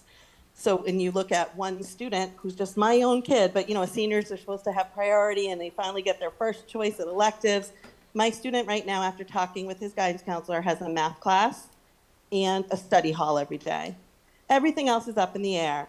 He has 3 AP classes that may or may not be offered. He has a Franklin Arts Academy English class, the very last class he needs to do to graduate as an FAA student, along with his classmates. That, I believe, is up in the air or already cut. And an elective, both of his electives were cut already and are not being offered. So for a portrait of a graduate, just as one example to keep in mind, here's a senior going into his senior year after 12 years in the Franklin Public School System without his Franklin Arts Academy and without 5 of his 7 classes for his senior year.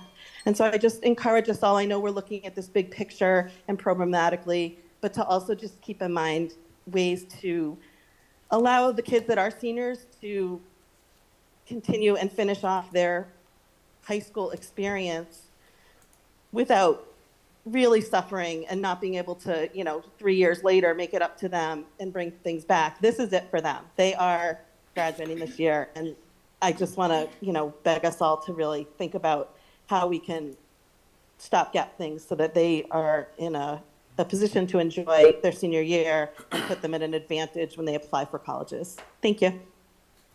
Thank you. Looks like we have a couple other people as well. Mark? Mark, name and address, please. Yes, hi, this is Mark Minichelli, 31 Longfellow Drive here in Franklin.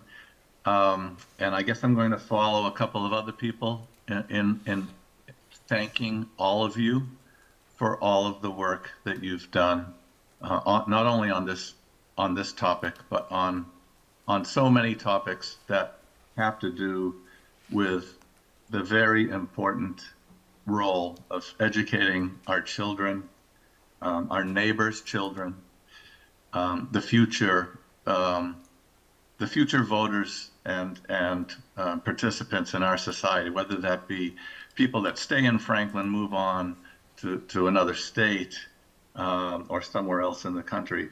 I don't think there's any more important role that a town has than to educate its children. So I know all of you spend countless hours preparing for these meetings, participating in these meetings late at the night. Those of you on the council, on the committee, those of you that work in the administration under Superintendent Jaguar, I can't thank you enough for everything that you've done.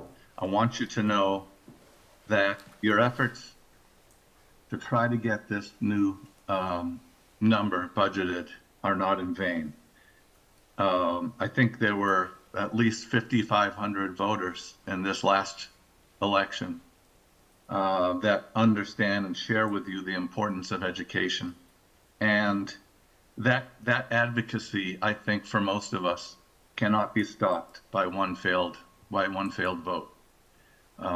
I think we have to continue to fight for something that's as important as our children's education. And I know many of those who voted yes are probably willing to do that. So I just wanted to mainly say thank you to all of you for what you do, and know that there's a lot of people who appreciate what you're doing, even though you don't hear it very often. Thank you very much, Mark. We appreciate that. I've seen someone else? Yep. Brian? Brian, name and address, please.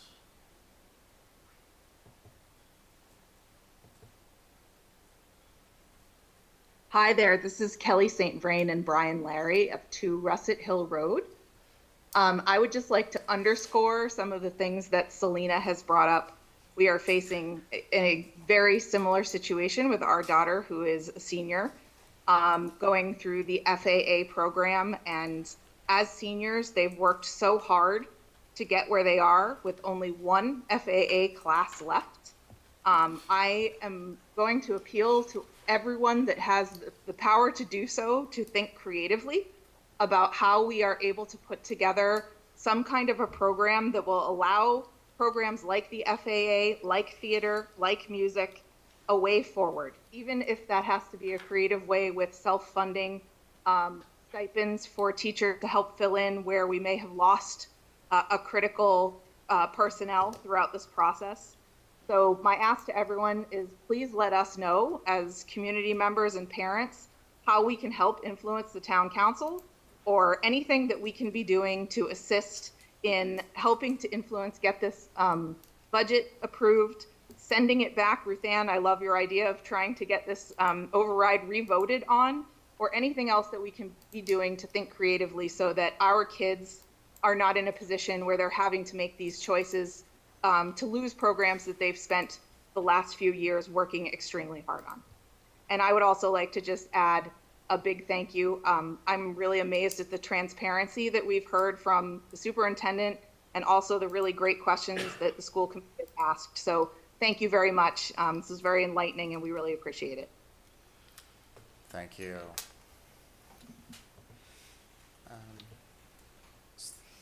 Anyone else? Yes. And Donovan? Ann Donovan. Oh, I'm sorry, Amy. Amy Donovan. Address, name and address, please. Hi, Amy Donovan, 11 Skyline Drive. Actually, I just logged in. I'm here with my daughter who wanted to speak as well.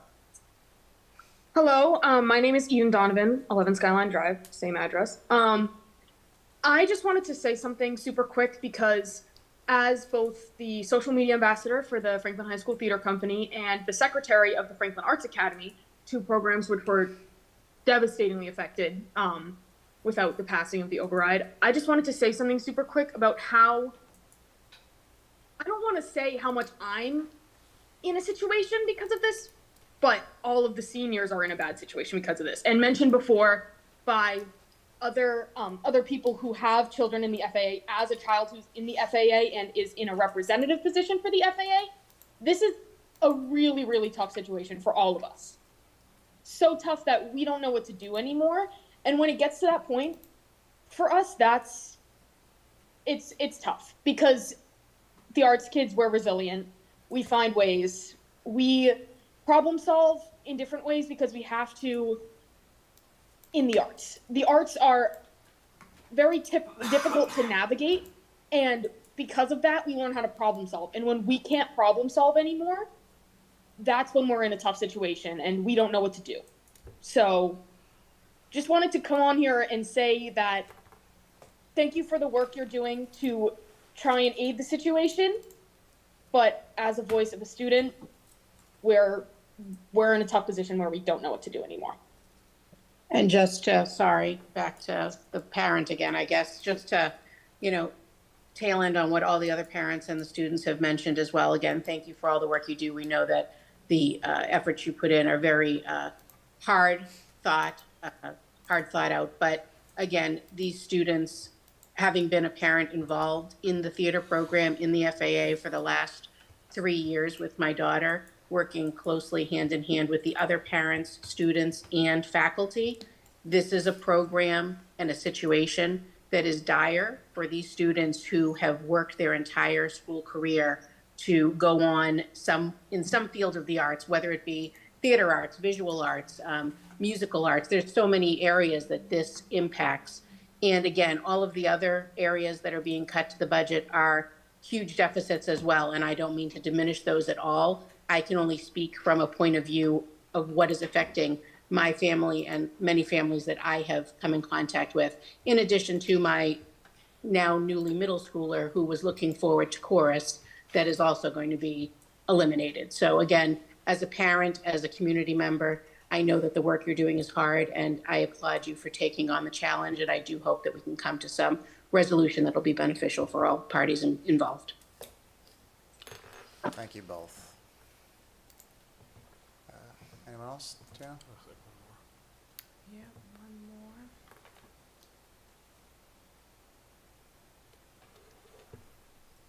Nadia Mauzov, 35 Reed Street. I don't have a lot of words left tonight, but I do have these words, and that is to echo a lot of the comments that have already been made. Just an overwhelming thank you to everybody sitting up there tonight, the school committee, Lucas, administration. What you have ahead of you is unimaginable, and what you have behind you is also unimaginable. But I also want to give an overwhelming thanks, and I think I speak to a large portion of this community, is to thank you to all the teachers who have been let go, those who have been here for many, many years, and those who are still with us. And I hope that we can come together as a community and fix this for all of you, because it's so well deserved. And I am going to do my best to put all my fight in, and I hope that the community really rises to the occasion. Thank you. Thank you.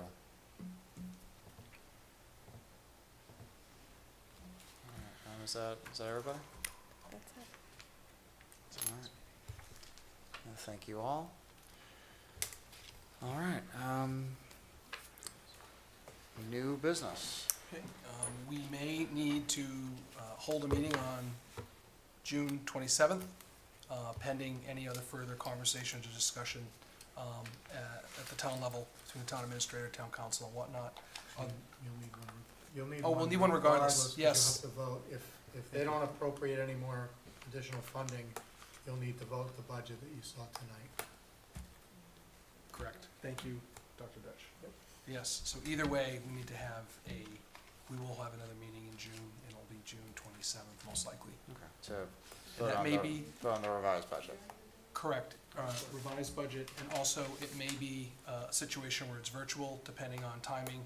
Because it's a Thursday, it's not a typical Tuesday evening, and it's off-cycle, we may need to do that virtually. So I just want to put that out, accessible to all, but it may be either virtual or hybrid in person like we normally do. We may even have that during the day if it's procedural around voting on a budget. So I just want to put that out to the community now. We'll obviously post and make that known ahead of time for folks to prepare. We'll also have to coordinate with the school committee to determine the best time, because I don't want to assume Thursday night at 7 p.m. is also just guaranteed to work.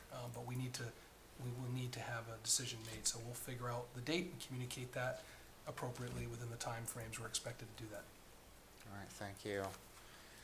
All right, then last but not least. So, can I ask a question about that? Sure. Sorry. So since we do know that we have to meet 6/27, regardless of Yep. the outcome, can we make a commitment to like secure timing for this meeting, like in the next, it's Wednesday, but maybe by end of this week? Yes. Just to say, so at least can make sure Yep. folks are aware. I think that's mutually beneficial to all of us to figure out when we're gonna do that. So we'll get consensus from all of you and pick a date, and we'll post it and have it out there. Thank you. Okay. Can I just encourage everybody to, sorry, I just want to encourage everybody that they can, the 26th is when the town council is coming together to hopefully do what sort of we've requested. So, whether or not we get any more money to save any of these positions, like Lucas mentioned, that the people are most likely gone, but it is important for the community to be engaged. We often get emails that, why are you cutting this, why are you doing that, and we can only work with the budget we get. We hear town council say, we only allocate the budget, we don't tell them how to spend it. But it is certainly not adequate, so there's not a lot of wiggle room there. So the 26th is a good meeting for those who are advocating for the schools to show up and make sure that we're engaged in that conversation. So, thanks. Thank you. All right, if there's no other questions, I will entertain a motion to adjourn. So moved. Is there a second? Second. All right. All those in favor signify by saying aye. Aye. Opposed, none? Meeting adjourned. Good night, everyone.